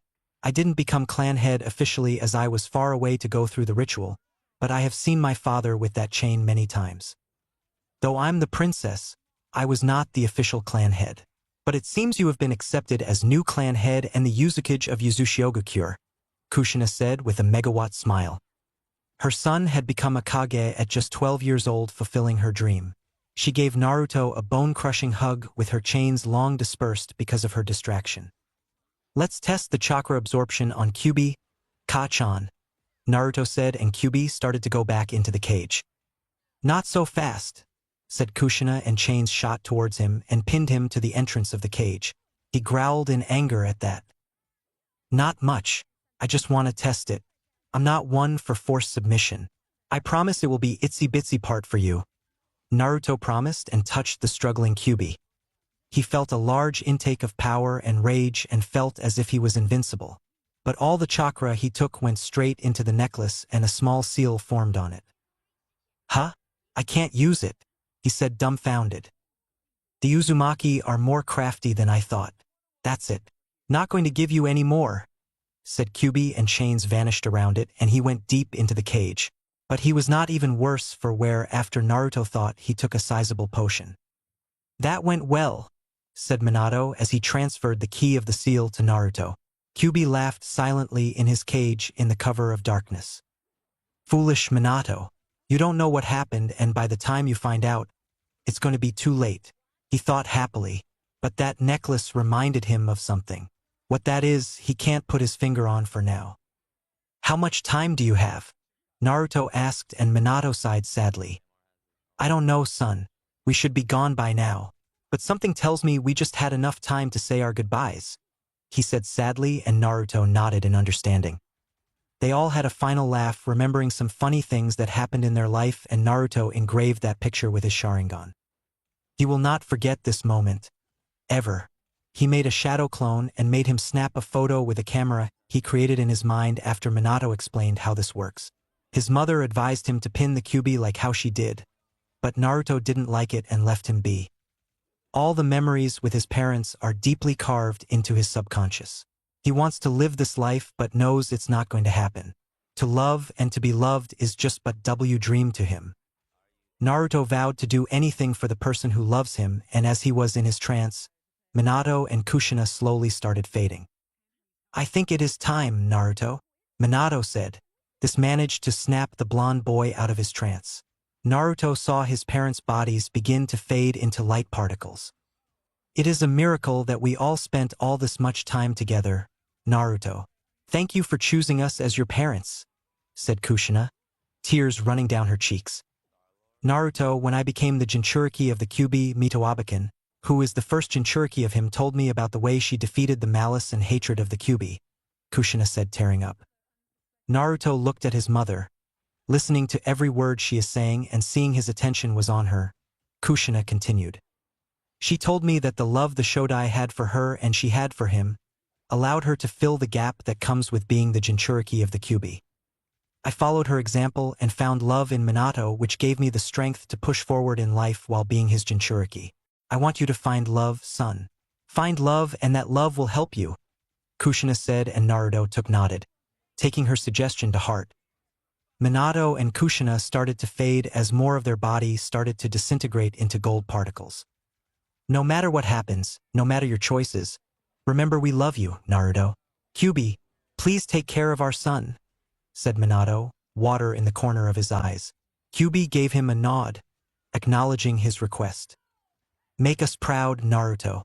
Will always be with you in spirit in all your endeavors. Kushina said. We love you a lot, son. They both at the same and three of them hugged one last time.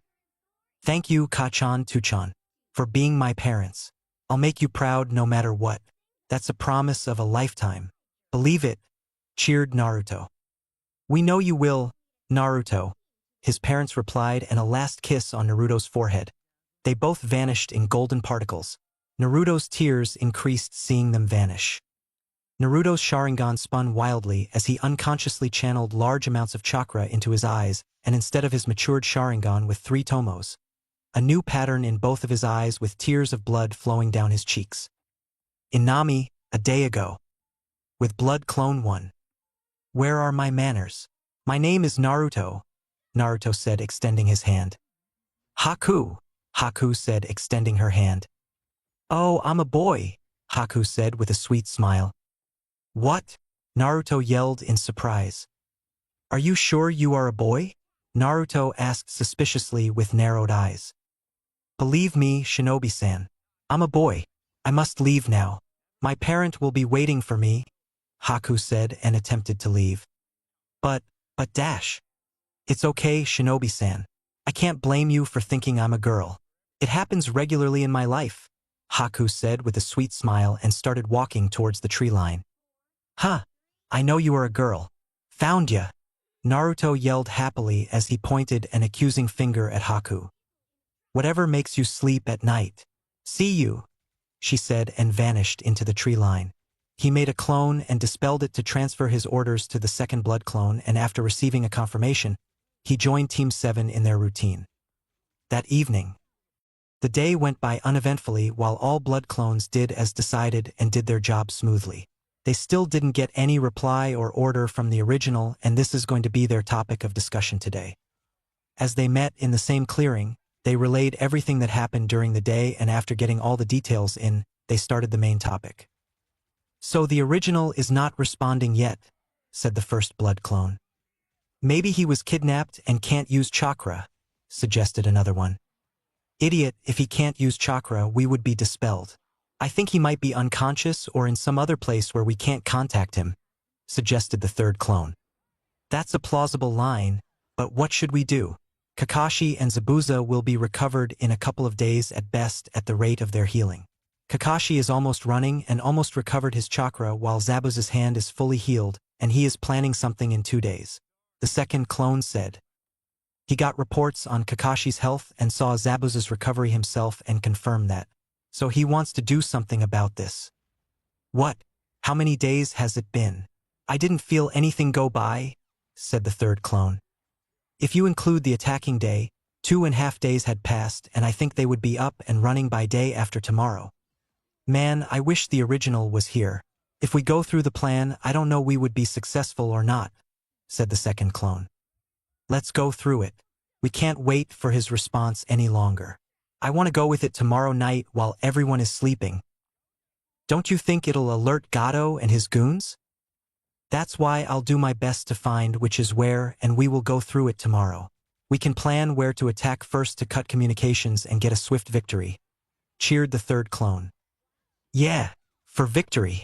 They all cheered and started going through the plan. With Zabuza. He is sharp, Zabuza-sama, and even acted like an idiot just to fool me, she replied in a stern tone. Oh, and he is confident that I'm a girl, and I didn't confirm either. I think he is practicing tree climbing and slept out of exhaustion in the clearing, she explained her analysis. He is dangerous among the bunch, Haku. Don't let your guard down, Zabuza warned, and Haku nodded. Can I attack tomorrow?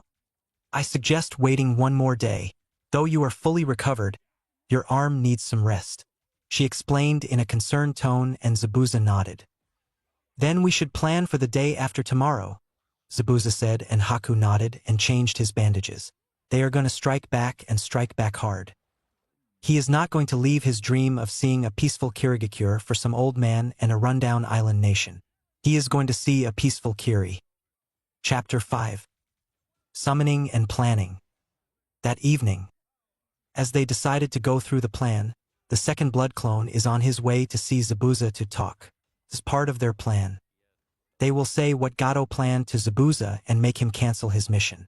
Plan something for the raid and save Nami and then some. The clone smirked as he remembered the goal of their plan.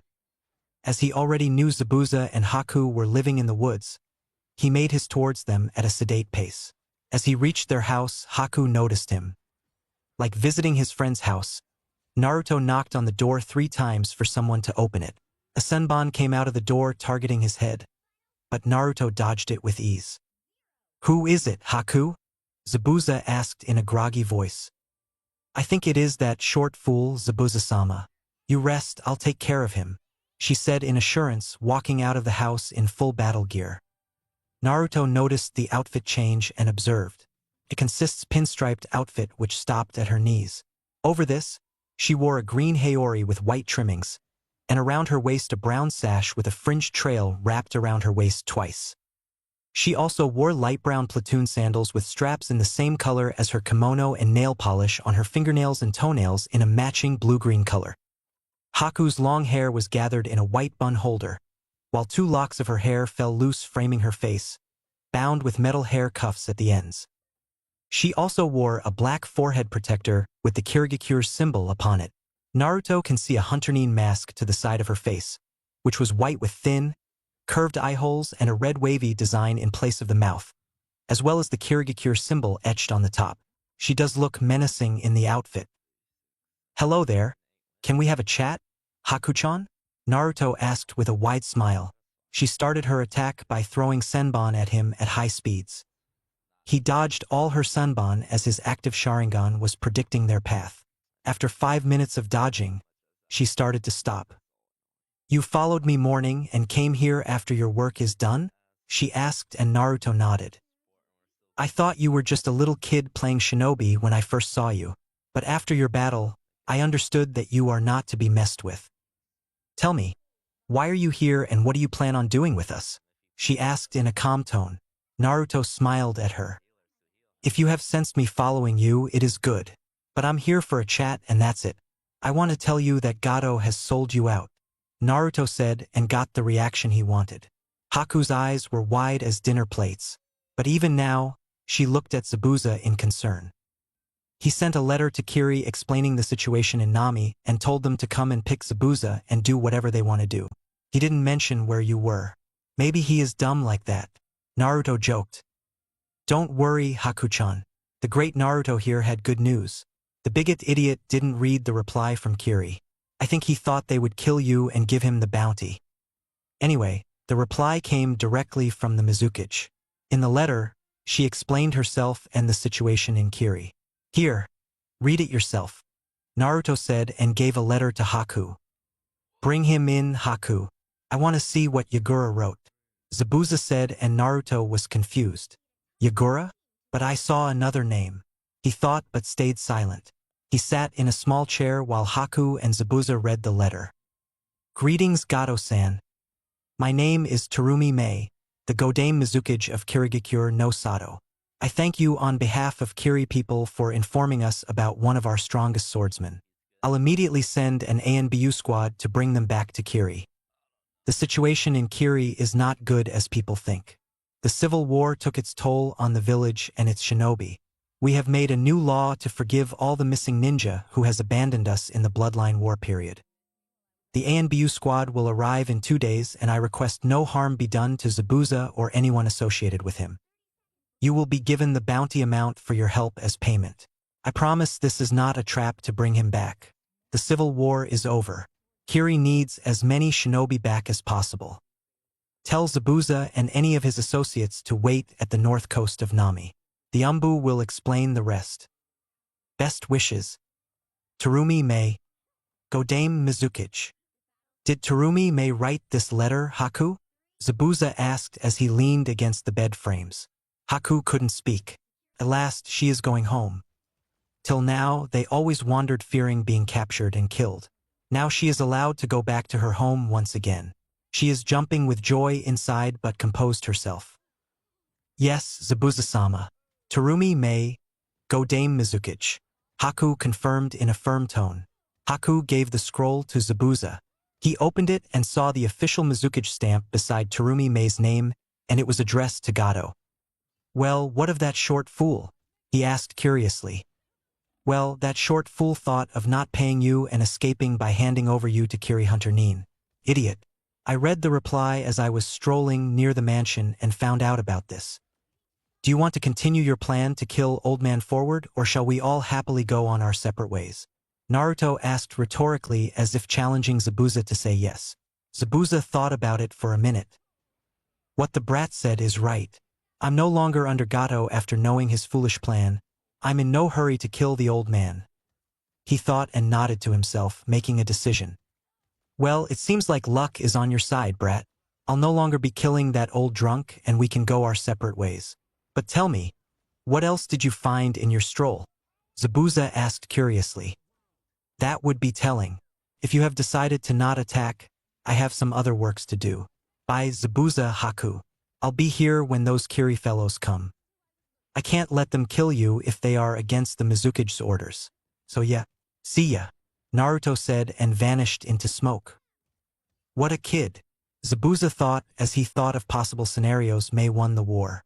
Haku on the hand is too excited to talk and enjoyed her happiness in her mind. Scene break. Yuzushio-gakure. After some time of leaving his parents, Naruto woke up from his unconscious state and felt different. He couldn't explain how, but he knew something is different in him. He didn't give it much thought and started roaming around Yuzushio with the scroll in hand. Surprisingly, he was in the same spot where he stood before the ritual. According to the clock he had, it has been nearly 2 to 3 days since the ritual took place. His mind is fuzzy about the details. He ate some food he brought with him in a storage scroll and sat in a meditative position and started to meditate. Meditation is a skill he learned from the scrolls in the Uzumaki estate. The scrolls explained about meditation and how it helps a shinobi in more than one way. Generally, meditation is seen as a method of enlightenment and wisdom for others, but it helps shinobi to dive within and learn about themselves more. Meditation is a process of calming one's mind and clearing it of all thoughts and diving within to observe yourself. It helps in increasing concentration and thinking. For a shinobi, meditation helps in seeing and feeling their chakra. Chakra is a combination of physical and spiritual energies, and meditation helps to keep track of one's chakra, its potency, and chakra natures. Those who meditate more will also develop sensory skills and skills to sense emotions. Sensory shinobi were rare. Meditation also helps in emotional balance. It helps in keeping a cool mind in situations of high pressure, and that leads to fewer mistakes and more chances of a successful mission. That is the reason why meditation is a well-practiced skill by shinobi. He dove deep into himself and saw his chakra. For a Jinchuriki like him, chakra can be seen in their mindscape, which is something he learnt from his mother in their recent conversation. He is going to test that later. He saw his chakra. It is more potent and had a mix of orange in it, which is quickly disappearing, merging with his dark blue. His reserves doubled from the last time he saw it a month ago. He can estimate that. Maybe the Kyuubi chakra absorbed by the locket caused the increase? Naruto thought of the possibility. He shrugged. He is going to do more chakra control exercises now. His father had given him an idea that would help in his ninjutsu practice and mastery. According to him, Naruto is going to master a jutsu to the extent that it should only require a few hand signs to perform. For example, his Kagebunshin no jutsu needs a cross sign.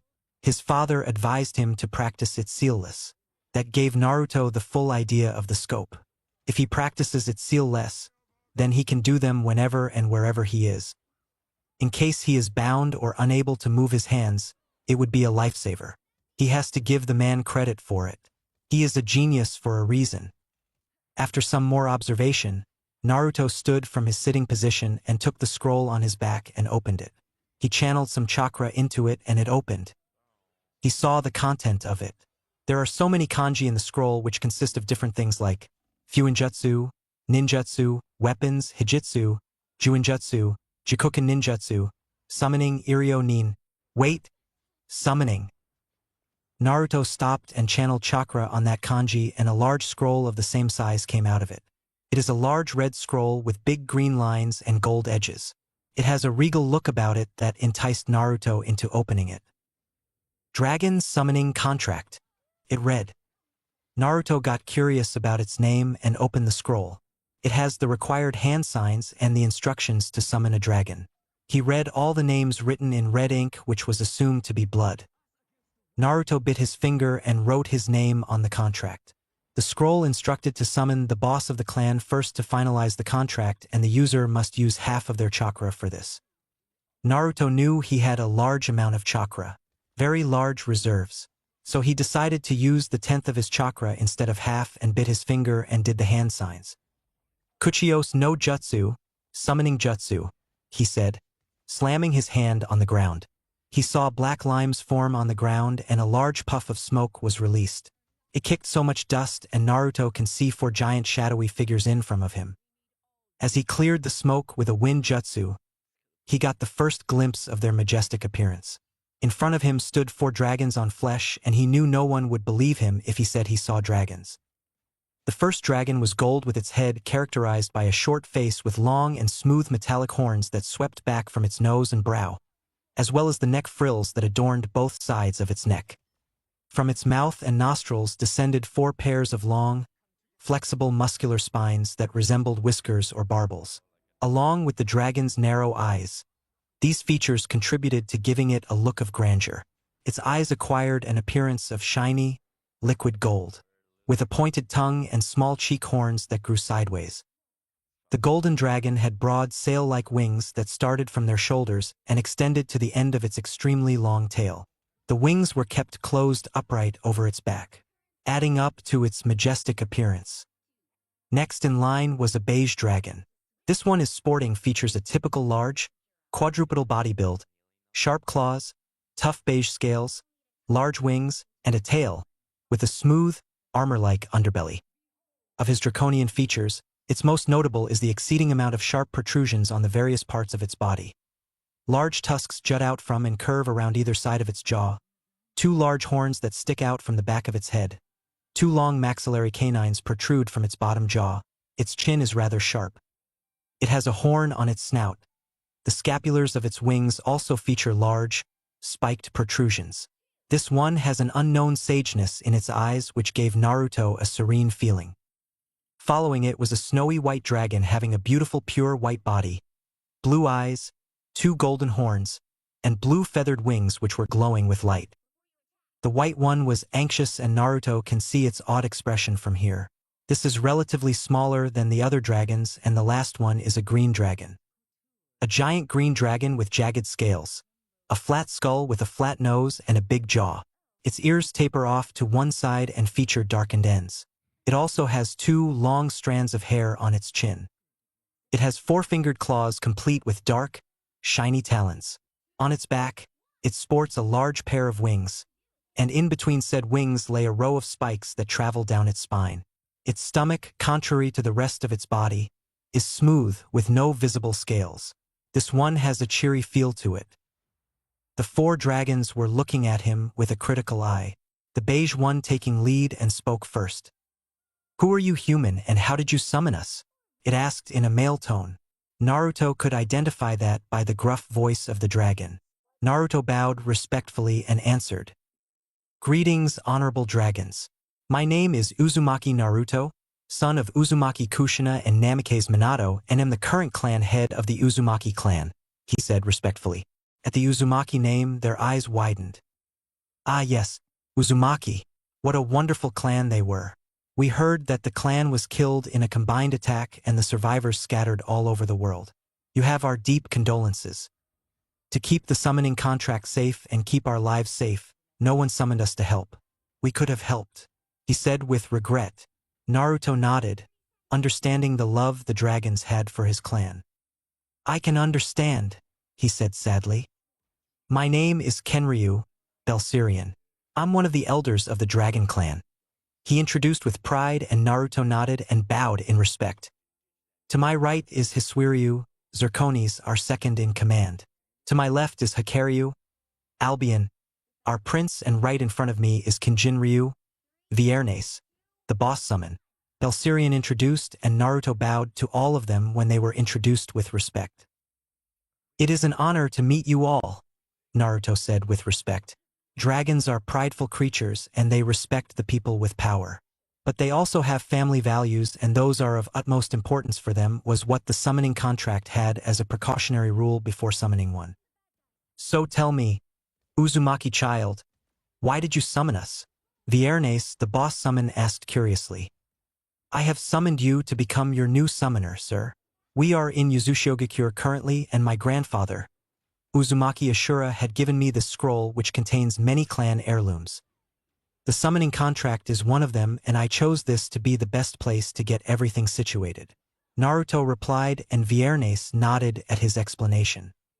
Yes, I see. We dragons accept only the members of the Uzumaki clan as our summoners, as it has been traditional for so many generations, and as the legend says, both power and love are required to achieve peace. Prove to us that you have the power to achieve peace, you will be accepted. The core values will be taught to you by us. Viernes said in a stern tone, and the other 3 dragons leapt back. Naruto, knowing what he has to prove, prepared himself. Katan. Ryuka no Jutsu. Fire style. Dragon fire jutsu. He said, and scorching hot reddish-orange flames came out of his mouth. Naruto can feel the heat of the flames from his position. The heat and intensity of the flames are not something he can perform now. The scorching flames approached him, and he did some hand signs of his own. Water style, raging water wave. Naruto replied as a large wave of water came out of the nearby sea and clashed with the scorching flames. Naruto activated his Sharingan to get a better read of what was happening. He knew he could not underestimate a dragon. He can see a faint silhouette of a large dragon clapping his wings at the forming steam. His water has cancelled out the fire perfectly, though it took some chakra. He had to apply his wind to the water to counter the simple dragon fireball. Instead of spewing just water, he mixed bits of wind in the middle, making it colder, so that it can douse the raging flames, and it seems like his plan worked. Suetun, Sueden no Jutsu, water style, water bullets. Naruto heard Viernes say and saw many large water bullets at Naruto. He unsheathed Mayuri and slashed all of them in the middle. Wind style, great breakthrough, Naruto said, and sent a raging wind blast at Viernes. The dragon dodged it by wing flapping. Naruto used his wind to jump higher to get equal with Viernes. Impressive. You have good control over wind and you have Sharingan. I didn't expect that. Very impressive. Young Uzumaki, Belsirian said, and Viernes had a calculative look in his eyes. Raitun, Jinraisen, lightning style. Thunderclap arrow, Viernes said, and a thunderclap hit Naruto, but since his body was covered with wind, it didn't affect him. Well done, hatchling, but don't think it's just over. You have matched my elements. Let's see what you will do with my metals, Viernes said in glee. Naruto was confused by this. What does he mean by metals now? He thought and observed Viernes' scales. They were glinting in the light. Is he a gold dragon instead of a gold-colored dragon? Thought Naruto. Dragon-style secret art. Cage? Viernes said, and a large iron dome rose from the ground and started approaching Naruto fastly, and Naruto did something unexpected that the dragons didn't see from anyone. Shadow clone jutsu, he shouted, and nearly 20 clones came into existence and started performing hand signs of their own. Collaboration jutsu, they all shouted in unison. Fire style, great fire annihilation. Wind style, wind cutter, said 2 sets of 5 clones, releasing a compressed blast of raging fire towards Viernes. Dendu Kaitenji no Jutsu, lightning style, electric gyroscope technique. Water style, water wall, said another 2 sets of 5 clones. Releasing electrically charged water stood protective around Naruto as a shield. The offensive spell performed by 10 clones combined as the iron cage approached Naruto and melted it away, and the remains of it were stopped by the defensive water wall with electricity stopped its movements further inwards. Naruto sighed in relief. He didn't know that summoning 4 dragons and performing 20B rank jutsu simultaneously will be this much fun. The chakra drain is minimal, though he needs to improve control. He still doesn't know which are his primary elements except for wind. Fire and lightning seemed easy as well.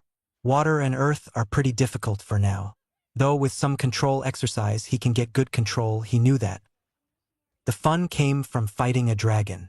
The power in one attack of the dragon boss took his 20 clones working simultaneously and firing 20 B-rank jutsu. And still, Naruto doesn't know he is fighting seriously or just to test him. And if their names stand true, then he is just using one metal. He can use steel, copper, gold, and any other unknown metal that Naruto isn't aware of. Heck, might as well use liquid metals. He is going to know the extent of how much the boss can do, and by the looks of it, the boss is not even sweating. Let's see how far you can fare with that sword of yours, Viernes said with a smirk and used his claws to attack Naruto. Naruto smirked and Mayuri got a blue shine as she glowed with wind chakra and started a kenjutsu fight. Slash, parry, cut, left hook, right hook, wind slash. Dodge, jump, kick, punch, and it went on. Though Viernes is huge, he is surprisingly agile and dodged every attack Naruto threw at him. They fought for another half hour as the dragon boss decided to test Naruto's stamina as well.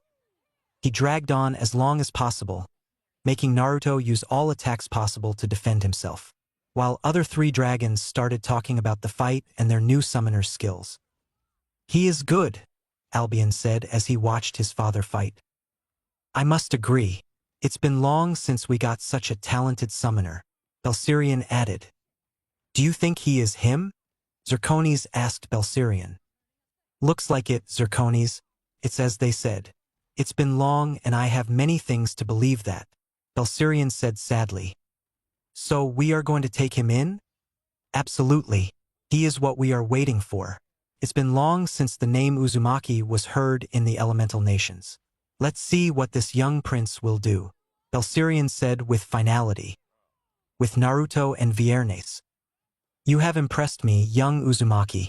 Even though we accept only adult shinobi and only those from the clan head family, you have managed to impress me, and that too at a young age. You are a strong shinobi for your age, and you didn't even use Sharingan on me. That shows you just use it as a tool and not like those stuck-up pricks does," said Viernes with annoyance. Naruto jumped in joy at that. "Thank you for accepting me," Naruto said with a curt bow. "Nonsense, hatchling. You have earned my respect. You can call all of us by our names instead of titles. You are one of us now, Uzumaki Naruto. Congratulations," Viernes said and offered Naruto his claw. Naruto shook it with his two hands and heard other dragons cheer from the shore and turned to them with a wide smile. "Albion will be your personal summon. If you want any assistance in battle, you can call any of us. Visit us at Ryuchi Peaks at some time, Naruto. We'll introduce you to the others," Viernes said, and Naruto nodded. He got a question and he asked them without hesitation. "I mean no disrespect to you or your clan, sir, but if possible or if the chance arises, can I sign another summoning contract for another animal clan?" Naruto asked politely. The dragons were taken aback by the question. Belsirion and Viernes talked something in the draconic tongue that Naruto didn't understand whatsoever, and Belsirion turned to him with steel in his eyes. "If by chance such a thing happens, you will contact us. We don't generally have our summoners sign another contract, but if the clan in question is a powerful one and has a good reputation, we will consider it," he said sternly. Naruto nodded in understanding, and with a final nod, they all vanished in a puff of smoke. All the dragons forgot to ask Naruto about his Sharingan or other skills. Naruto remembered it and shrugged as it was not his problem. He rested for a bit and sent his clones to scout the area. He found many things and a whole underground tunnel network. This surprised him, and he sent more clones to search for what else was left. Naruto also found some important things when he traveled through the tunnels under the village. The tunnel system Konoha has adopted was replicated from the Uzushio. The most important part of the search was a small seal with a kanji on them, and decided to scan it later as he is not an expert yet, and he will look into it after he mastered Fuinjutsu. Naruto felt bored and got a wonderful idea. "Let's see. What do I have left to do? Maybe I'll go and explore the tunnel network. Ah, clones are doing it well. Aha, I know," he thought in glee. He made a shadow clone and dispelled it, ordering his blood clones to give him a status report of what was happening. And the reply came instantly in a rush of memories. He went through them one by one. He is going to decide what to do after analyzing and sending orders to his clones, and started going through them. It's going to be fun, he knew. Chapter 6. Successful mission. In Nami. With blood clones. Are you ready, boys? The first blood clone asked others as they prepared to execute the plan to raid Gato's mansion. Yes, I did my best and got Zabuza's allegiance today, and I think he will peacefully go to Kiri. Though I should go with him, he said with a sheepish smile. Moron, why the hell did you say that? Don't you think that's dumb? The third blood clone asked. Come on, bro. I know the original will back me on this. He won't leave them halfway like that. The second one explained. There is no time for discussion, guys. Tell me what your subjects are doing. The first one asked. Zabuza and Haki are resting. I made sure they are fully asleep. Same with Team 7. I put some silencing seals as a precaution. Kakashi can't sense us tonight. The third one said proudly. Okay, let's get Dash just then. The memories of the clone made by Naruto dispelled, ordering a status report, and all their eyes widened. Yes, he is back. They yelled in joy and made a shadow clone with the most important details and dispelled it to report to the original. So he is back and right on time. Databeo, we are going to be rock this raid. The clones cheered and waited for the original's orders. In Uzushio, Naruto was jumping with joy as soon as he received his clones' memories. The things they did were not short of appreciation, and he is going to give them what they deserved, as few things stood out in their report. It seems they are planning on raiding Gato's mansion tonight, and because of their incredible luck, he managed to contact them in time, not that they can't get it done on their own. Naruto made a blood clone and sent it for support. He still needs to do some things here after all, and needs to train a bit more. He dispelled a shadow clone, relaying his orders to wait till his blood clone arrives and dispel the shadow clones who had been waiting to practice the jutsu all this time under the second blood clone. With that final order done, he braced himself for the information overload that will come with 100 shadow clones dispelling, and went through them. It seems the ritual increased his brain capacity, which made him go through all the information fast. What a nifty ability, huh? As he was going through them, his clones were celebrating. With clones. Okay, let's dispel and wait in the scroll. When the fourth blood clone comes, he will summon us again. The first blood clone ordered, and 3 of them dispelled in addition to the 100 clones which were training. Naruto got all the memories and sat in a meditative posture to go through them one by one while the blood clone made its way towards Nami. Normally he would dispel the 3 blood clones as well as they are working days without resting and would have exhausted their chakra. But he found something about his chakra storage seal. His chakra storage seal can not only store chakra but anything related to chakra, like his clones, so they can recharge while his 4th blood clone makes his way towards Nami. Naruto went through everything that happened since he came to Uzushio. The mission itself was special as it is his first official out of the village C-A rank 1. The next thing he observed was an observation his clones made. It seems he missed Kakashi's abnormal hand sign speed, and they took note of it and started practicing it. Clever of them. The third thing was the tree climbing exercise Kakashi put Team 7 through. Honestly, tree climbing when you are half dead? Genius. Kakashi. Naruto thought rhetorically, wasting their time like it is just another candy to eat. Not that his clone cared, as he completed the exercise quickly and did hand sign training beside the training area, which Sasuke was not so thrilled about. Kakashi tried to push Sakura on him, but his clone evaded it skillfully. Flashback begin. You seem oddly intelligent with tree climbing, Naruto. Why don't you help Sakura? Kakashi said with an eye smile. No, I have some training to do. I think you should help her improve her chakra pool, sensei. It's not like she can do much with her meager reserves. Naruto said with a shrug. What do you mean by that? Take it back. Sakura yelled in a high pitch, pointing an accusatory finger at him and ready to punch him. Honestly, tell me something. How come you mastered tree climbing so fast? Did you have any previous training? Naruto asked, and Sakura denied it vehemently as she saw Sasuke's full attention on the topic. Then it's only one thing. Small chakra pool. Since you have less chakra than Sasuke, you were able to master the exercise fast. If you don't work on improving those reserves, I think you know what happens, he said with a shrug and walked off. As a bookworm, Sakura knows how important chakra is and how it can help in any situation. This nudging by Naruto pushed her to improve her chakra reserves. For her Sasuke-kun, of course. While Sakura was in her dreamland thinking of all and everything Sasuke, the Uchiha became impatient. He can't help but think that Naruto is ignoring him and not seeing him as an equal. He is an Uchiha, an elite. He will show that bastard not to underestimate an Uchiha. First though, he needs to master this tree climbing. He can't take that Banshee's motivating cheers anymore. With renewed vigor, Sasuke started tree climbing while Kakashi sat with Sakura in an attempt to increase her chakra reserves and make her concentrate on that. Flashback end. If everything goes as planned, Gato would be out and… Yes. Naruto cheered happily as he went through any last adjustments in the plan and after finalizing everything, went to sleep in Yuzushio. A few hours later, in Nami, as the blood clone reached the area his brothers used as their meeting spot, he saw a shadow clone waiting for him in the clearing. Yo, is everything ready? The blood clone asked and the shadow clone nodded. Yes, privacy and silencing seals are already drawn around Tezuna's house and as per boss's orders, a few more shadow clones went to draw them around Gato's mansion as well. Good, let's get started then. He said and unfurled the scroll the clone was guarding and swiped a drop of his blood across the seal.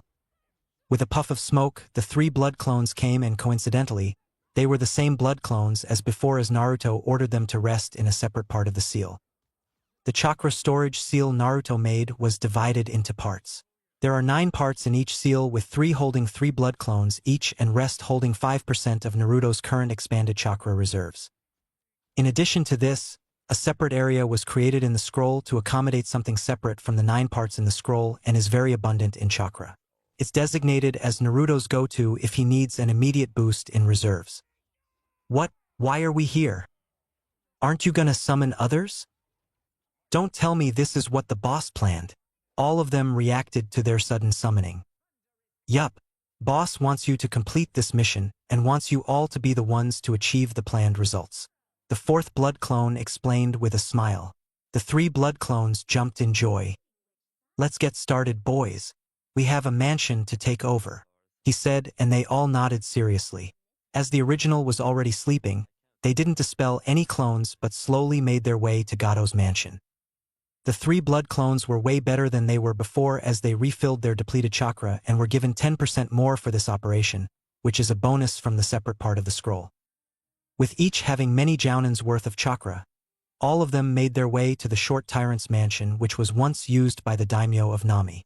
The coward left the country as Gato bared his fangs and gave Nami and her future a silver platter. At least that's what was found from his investigations. Though they had a plan to use it, the clones knew where everything was and what they needed to do to achieve swift success. At Gato Mansion. Let's discuss the layout and how to take over them. The 1st blood clone, whom the original decided to be the leader of this mission, spoke with authority. In front of him were 80 shadow clones in addition to the 3 blood clones in attention, listening to him. The 3rd blood clone, who was doing the reconnaissance, started explaining about every place in the mansion and what their purpose is. The mansion is a big place with many small parts in it. The first is the warehouse for all the shipping materials and raw materials for Gato's shipping and construction company. The second one is another warehouse, but this is for his not-so-legal activities like drugs, human trafficking, and illegal companies. The third one serves as his bodyguard's residence and their rooms, and the last is the mansion. They will be in a loose U shape with the 3 warehouses guarding the mansion in the middle. Maybe it was made like that for security, but it was well made. On the other end of the mansion is a clear view of the ocean and an easy escape route for the heightless bastard. The mansion is big